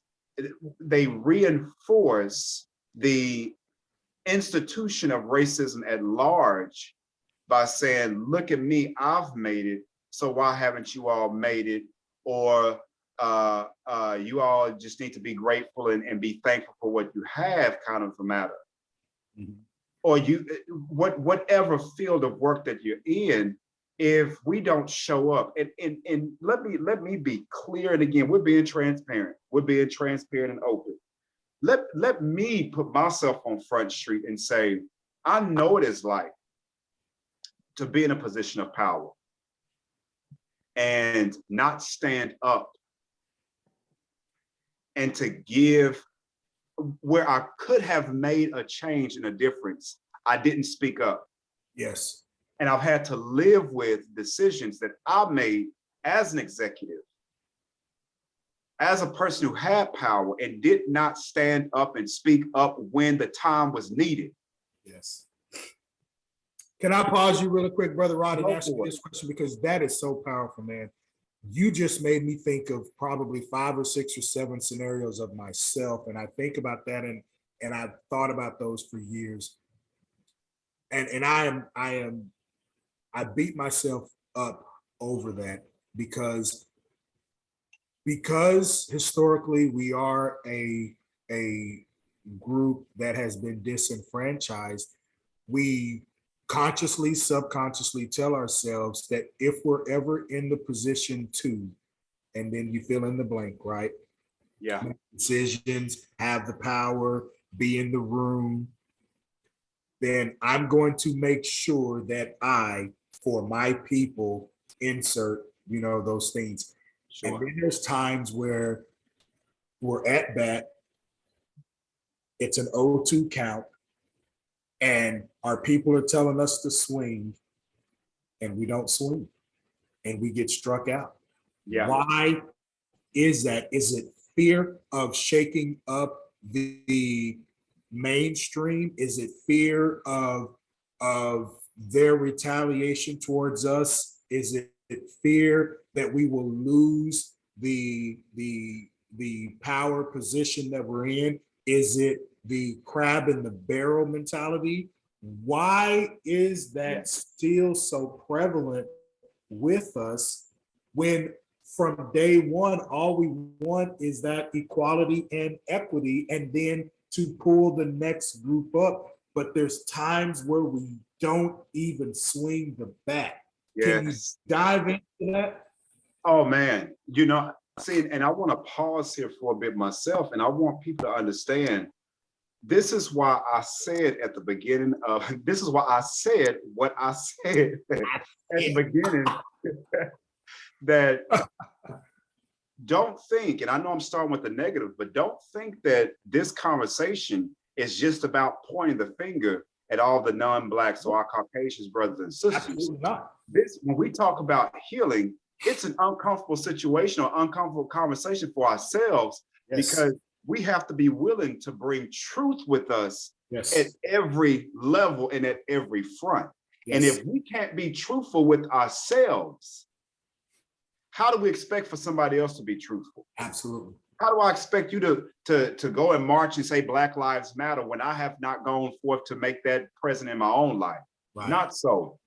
Right. So yes, I with with paying respect to the situations, let me say in a somewhat superficial but deep way to answer your question, why do we not stand up to make that conversation? And this still goes to your original question about politicians in power, so to speak, who have the power to make the change. Or it was more so my comment made about when you get someone within our race who gets into these high positions, who may even speak on the behalf of the white politician, who they themselves might not even come into the community, but they'll send somebody who look like us on their behalf to speak to us to garner those votes. But that person is only perpetuating your agenda with no plan or no intention to really bring about change, but just to show up as a face. Right. So again, to empathize with those individuals, yes, I do believe that there's that sense of there's not many that look like us while we're here. And let's just be frank. There is a set tone and an implied culture that says you're a privileged individual to be in this place. Don't cuss word up. Don't jack this up. And don't forget it either. Don't forget it. Right. You've been called out. Right. This goes from the churches. I've gone to churches who have let me know, or it's been said in the background that this person will never have a position in church. They should just be grateful that they're here among us.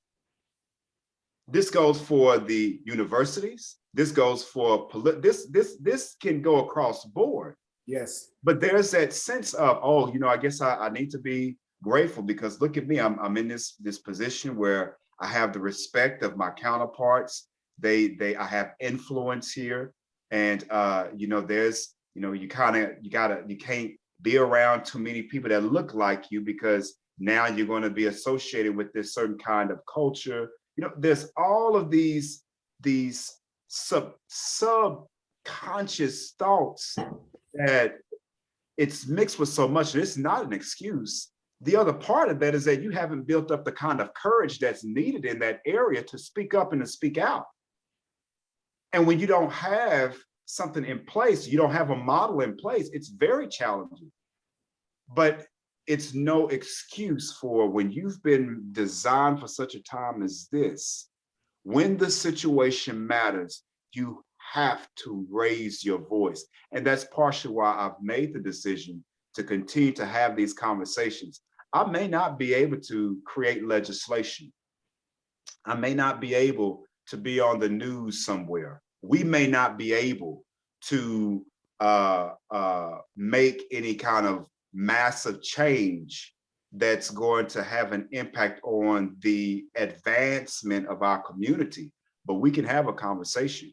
I can be bold enough in this place to say, speak up. That was wrong.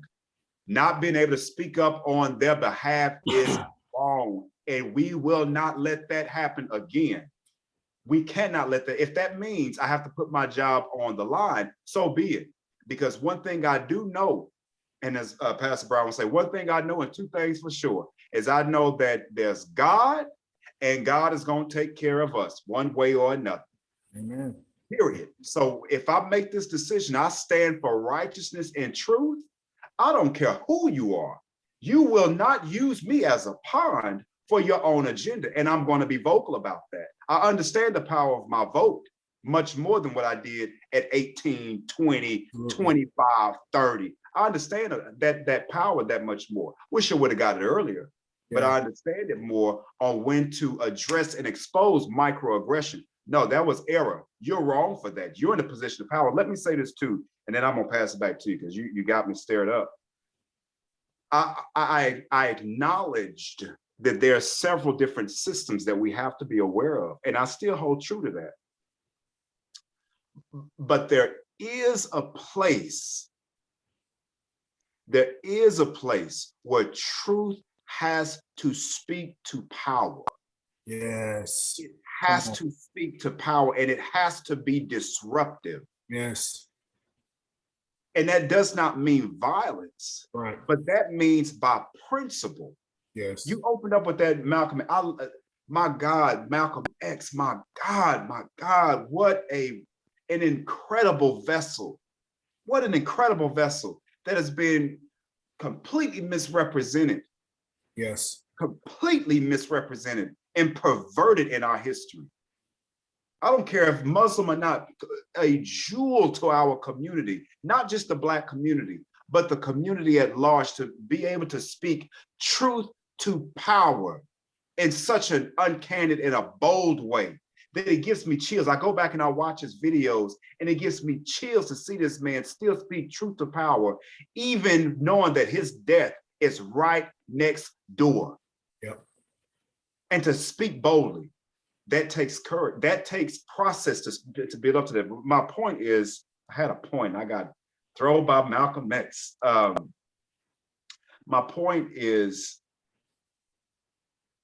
well, I'm gonna make up a point because I can't really think of my original point. My point is this, that we have to have accountability for where we are. We have to be able to make change where we are.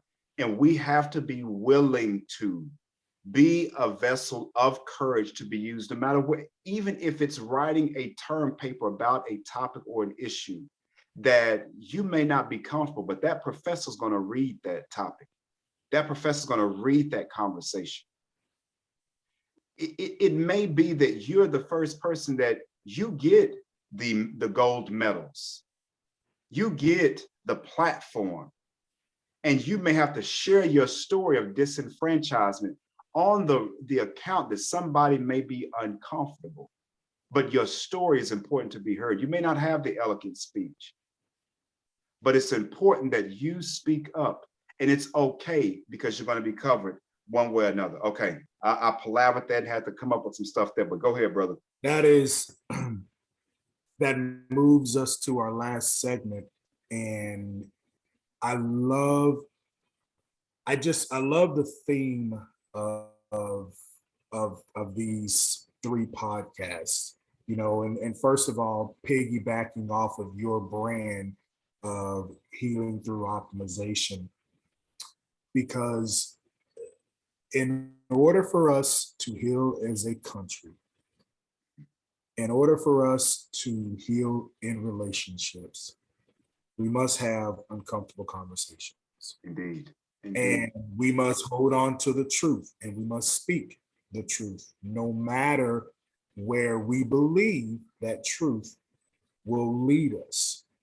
We can look at our civil rights leaders of yesteryear and see where their truth got them, some of them to their demise, but then that moved the needle, as Brian would speak of. And so we are obligated as the next generation, as the generations continue to move the needle. So the final segment to dive into is simply, what are the important conversations that we must have with the up and coming generation? Because we are about to, our generation as a whole, we're about to be front and center. Yeah. The baby boomers have retired and are beginning in some capacity to transition on. Our parents' generation, they are taking the back seat and ready to pass the torch. So we are now getting ready to be front and center, which means if we are front and center, we have to begin to educate the generation behind us so that they have the materials to be successful. Here's what gives me hope. As crazy as this up and coming generation is, they are, from a societal standpoint, they're the most diverse. Yeah. They're the most woke, if you will. I believe, that phrase has been coined because of this generation. They're the most tolerant, if you will. But I'll also say this, they also show signs of being a bigger sponge to soak up whatever it may be than previous generations. Because we can see how they will, not necessarily because they soaked it up, but because they're seeing it, they're emulating things that they don't even know what the root or what the why is that they're emulating, because we're into this trend thing. If something trends, then good, bad, or indifferent, then I got to get on that. That's this generation. Yeah. So how do we use that, right, as a positive force, as a powerful force to have that conversation? And what does that conversation look like with this generation? Because I said in the very beginning, this generation gives us better hope because of times and because of who they are. America's not the same as it was in 1964 as it is in 2022, nor will it be in 2030 and all. So what say you on that? Again, beautifully arranged. As an American, as I've mentioned earlier, going overseas and watching us from the outside looking in, and I mean all Americans, all of us from the outside looking in, we have so much influence. We have so much influence. And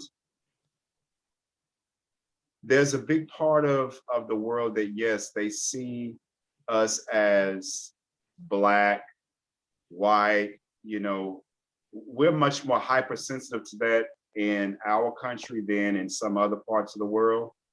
And it's pretty cool to see that, because they just like, oh, you're an American.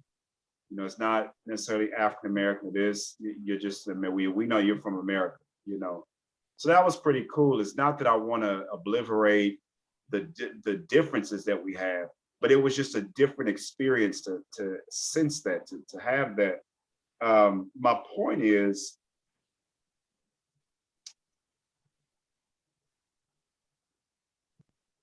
what we put out into the ethers we're not only educating the generation in our country and our children in the United States, we are educating the world. And it's so important that we see it from that aspect. And right, wrong, and indifferent, what we educate our children is going to set a precedence from this country to likely every other country around, again, around the world. All that to say is, let me take a segue real quick. Let me do this, because I want to kind of wrap up what I was sharing earlier.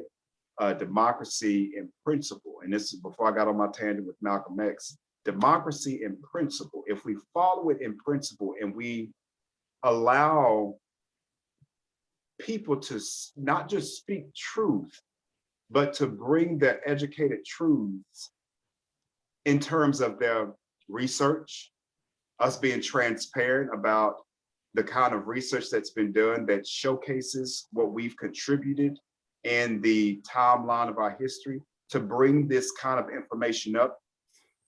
It's so important that even if we don't agree with it, we need to showcase it. Absolutely. Because this is a critical piece of how we educate the generations behind us. The other parts that I'm going to dovetail is that we have to see our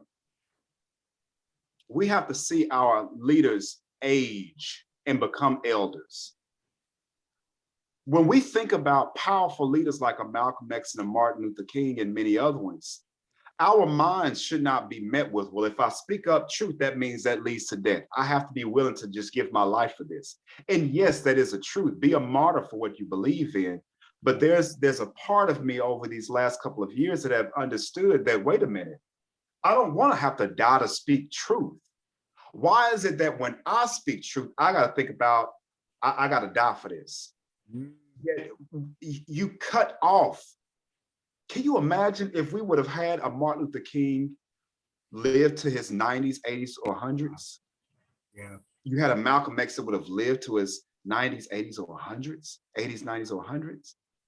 The kind of information that the information we would have received, the transformation of that information would have received, the kind of modeling that we would have received.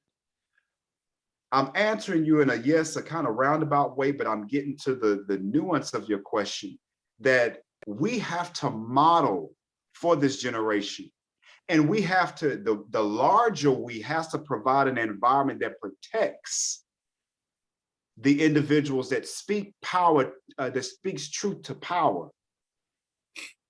We have to protect these individuals, protect the whistleblowers, so to speak. We have to be able to protect, because there is rivaling information that is going to transform our generations to come if we let it be. And speaking the truth, whether you agree with that truth about our history, African American history, because that, let me drive that home and just be explicit.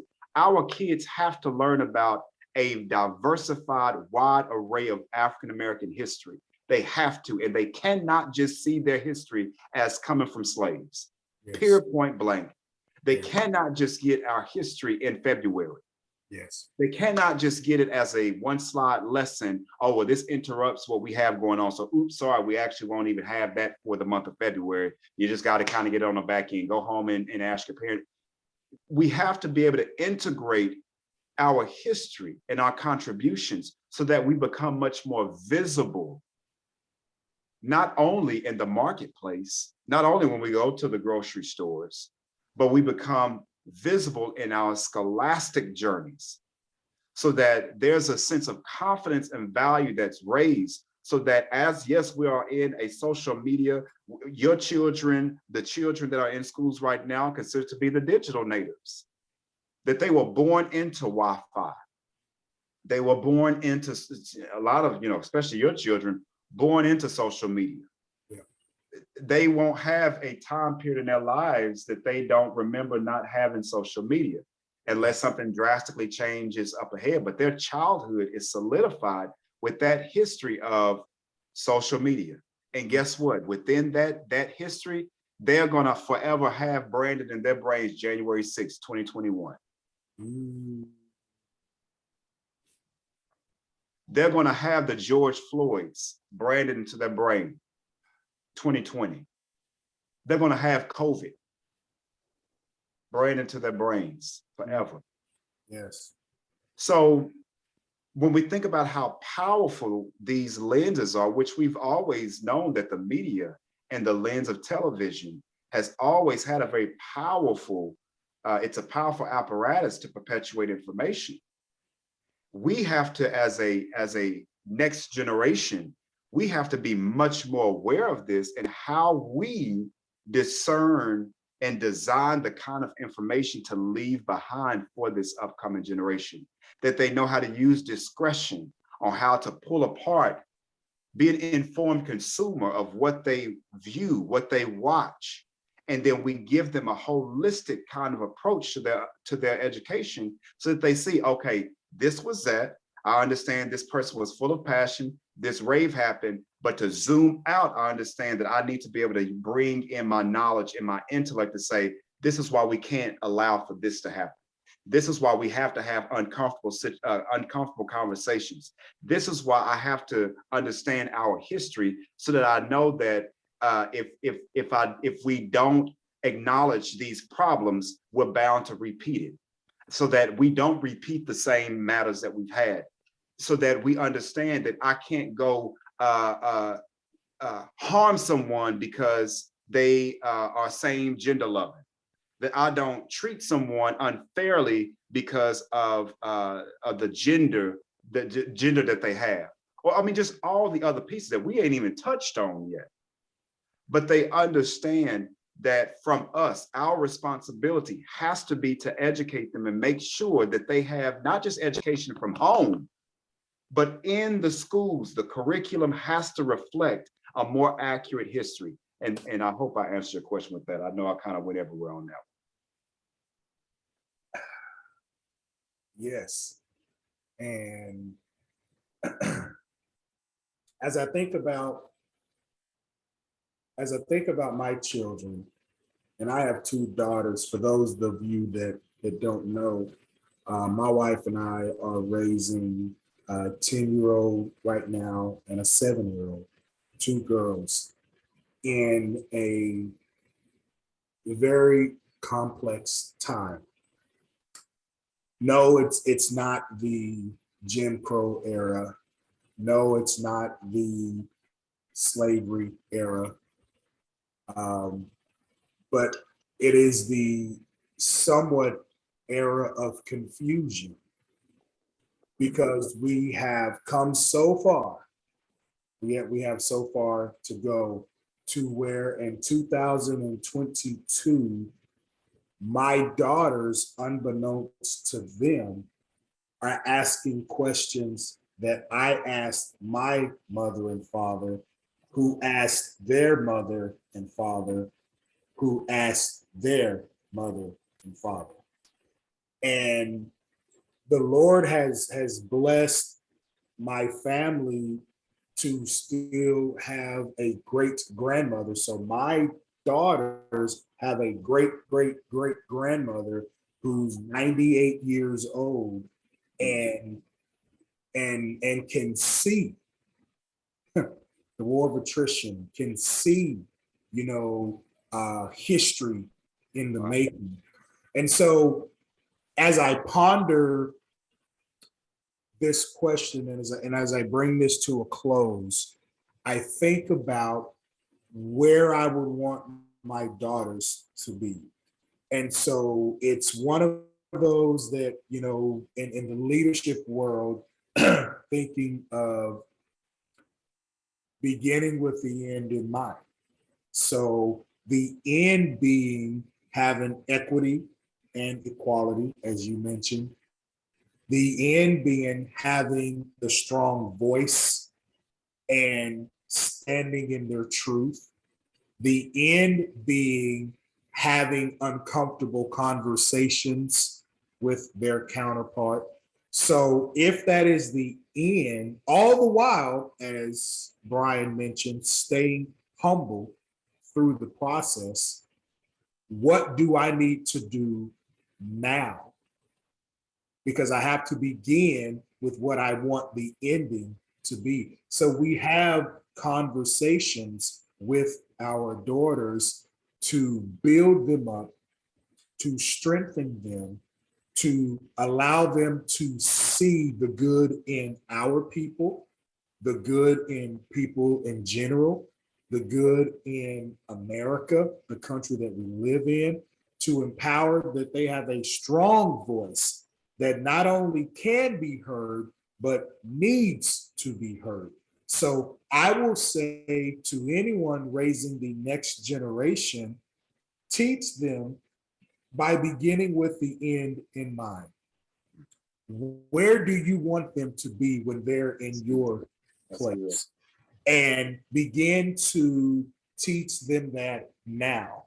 And so as we wrap this conversation of ultimately healing through optimization, having conversations and healing through relationships, we understand that first and foremost, we need to be humble. Yeah. In having conversations that might be uncomfortable.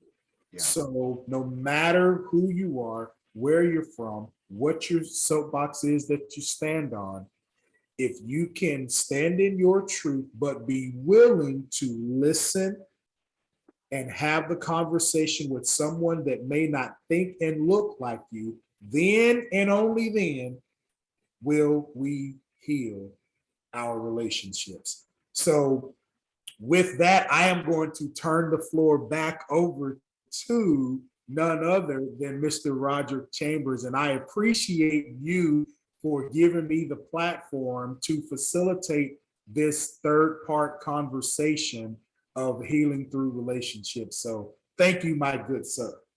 Man, incredible, incredible. And he talked about he was nervous. Get out of here, man. We pretty much had a 2.5 conversation, 2.5 hour conversation that it's just this needs to be a Netflix special. How about yes, that? It does. You really helped to elevate the quality of our conversation. And so I really want to applaud you for firstly saying yes to my request that you facilitate. And even though we didn't have all of our guests on this evening, and let me mention a few things that I asked my 2 women to be present, and they just were not able to make it. So I don't want nobody saying, well, they just had a whole conversation with just men on there and they didn't. No, I asked the people that I knew, and I'm going to be inquiring from a few other women that will be on, because we're going to keep having the conversation until otherwise, because it's just so much that needs to be had. But they weren't able to make it. But the power of balance, and we're going to have, my plan is to bring in people from different corners in our community that can really begin to speak to the disenfranchisement of being in our community. And so I'm looking forward to that LGBTQ community, to different religious communities, every part that I've seen and I've experienced that needs to be healed, and us need to be able to optimize and really begin to deal with aspects of our community that we need to grow, and we need to be able to hear each other's voice, because otherwise we can get together and give a bunch of rah-rah, but if we're not going to hear each other out and then actually put in the actions to make that change, it's going to be a very tough uphill battle. The other part I want to mention is some of you may be thinking, well, how come this conversation has not been had with Caucasians? And I want to mention this, that Coach Draco didn't know this.